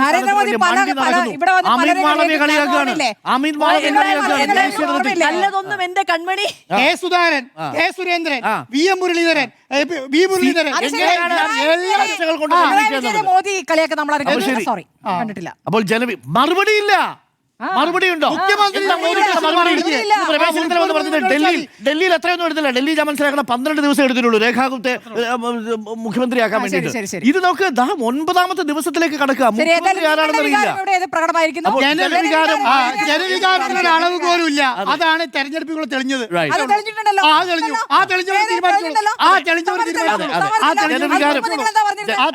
ജനവികാരം മാനിക്കുമോ എന്നുള്ളതായിരുന്നു ചോദ്യം. 5 പേരുടെയും അഭിപ്രായം യെസ് എന്ന് തന്നെയാണ്. പക്ഷേ 5 പേരും